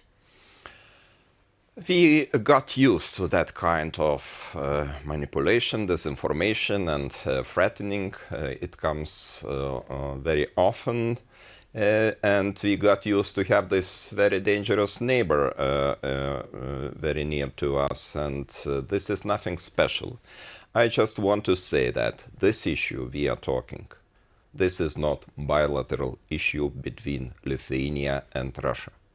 I would like to remind you that in March, the European Council decided on the fourth package of sanctions, which include some ferrous metals, iron, steel, and also some luxury goods. And what is Lithuania is doing? Lithuania is just implementing those sanctions according to the rules and prescriptions of European Commission. Now we are in the situation where we have to apply those sanctions imposed. And this creates, of course, some tension between Lithuania and Russia. But I think that Russia is just acting disproportionately.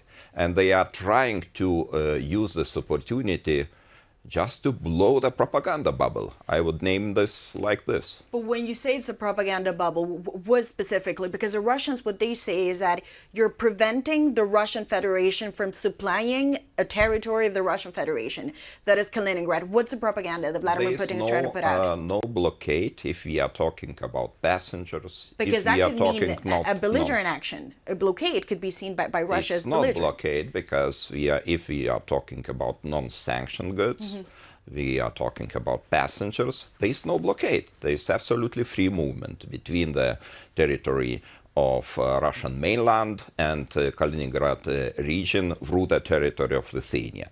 Now we are talking about this concrete group, and of course we need precise setting of just specific features and reglement how we can apply this fourth package of sanctions, and we are waiting for European Commission's explanation. To give that guidance.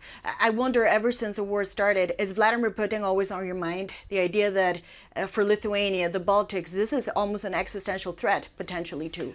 No, we are concentrated on our economic progress, prosperity of our people, and, we don't have the time to think all the time about Vladimir Putin. Of course, we understand that situation in the eastern part of Europe is really dangerous, and we strongly condemned this war against Ukraine. We are a very keen supporter of Ukraine, trying to help to assist them by all means, by military means, economically, humanitarian means, and of course political component is very important too. So this is the reason why Lithuania is very enthusiastic supporter of granting candidate status to Ukraine, and I hope very much, and I am looking forward that it will happen this evening. And of course you've said Ukraine has to win because it's the right thing, but if it doesn't and it gets defeated by Russia, the repercussions of that could be enormous for the rest of Europe. What do you mean by that, and what does victory of Ukraine mean for you? The victory of Ukraine means a victory of just historic truth, because they are fighting for their freedom, for the right of the country, of the people of the country to decide about the future, about their destiny, and nobody else, and especially external forces, cannot decide where Ukraine have to do, what Ukraine have to do and where we should go. Ukraine is, according to I am fully convinced that Ukraine is European nation, because they prove every day by fighting against the aggressor that they defend European values, they defend democratic values. And so they are fighting not only for their freedom, they are fighting for our freedom, for the freedom of European Union too. And sir, next week there's the NATO meeting. Of course, President Biden will be there. The Baltics, your country, you've said we need more troops here stationed. The eastern flank needs to be a priority. This is not just about China. Russia's an equal threat. What are you going to tell the President of the United States? This is very important to have very adequate evaluation of the situation, what is happening in the eastern flank of NATO. And we see the security issue is becoming more and more important. The threats are materializing very fast. It's a new Cold War. I don't want to talk about some threats which are theoretical, but first of all we have to spend much more attention to the security of eastern flank in order to make deterrence factors as most effective as it is possible. And this is very important, not to show our willingness in case of aggression, but to show that we are ready to increase the number of troops, to increase the military equipment in our countries. And of course, very important is to switch to the current air policing regime in Baltic countries, to air defense regime. It is very important too. And I am looking forward that conclusion text of NATO will be suitable to cooperate, to work with the leading country of our EFP troops in Lithuania, namely Germany. I signed a communique with the German Chancellor Olaf Scholz 2 weeks ago. And according to this communique, Germany is committed to send additional troops up to brigade level, so the scale up for military presence in Lithuania. And I think this is very important to increase or to scale up the military presence of other countries in other Baltic countries too, in Latvia and Estonia namely. Well, President, thank you so much for your time. We appreciate you, of course, on Bloomberg, as always, and your message is clear. Appeasement is not going to work with Russia. Thanks so much. Very much. Tom? Maria, thank you so much. Maria Tadeo in a conversation, folks, I honestly never framed in my lifetime. I never thought we would hear that kind of tone, those statements from a member of the Baltic states. Of course, balance of power drives forward the conversation, not in the Baltic states, on the Virginia state. Glenn Youngkin will join. This is Bloomberg. Good morning.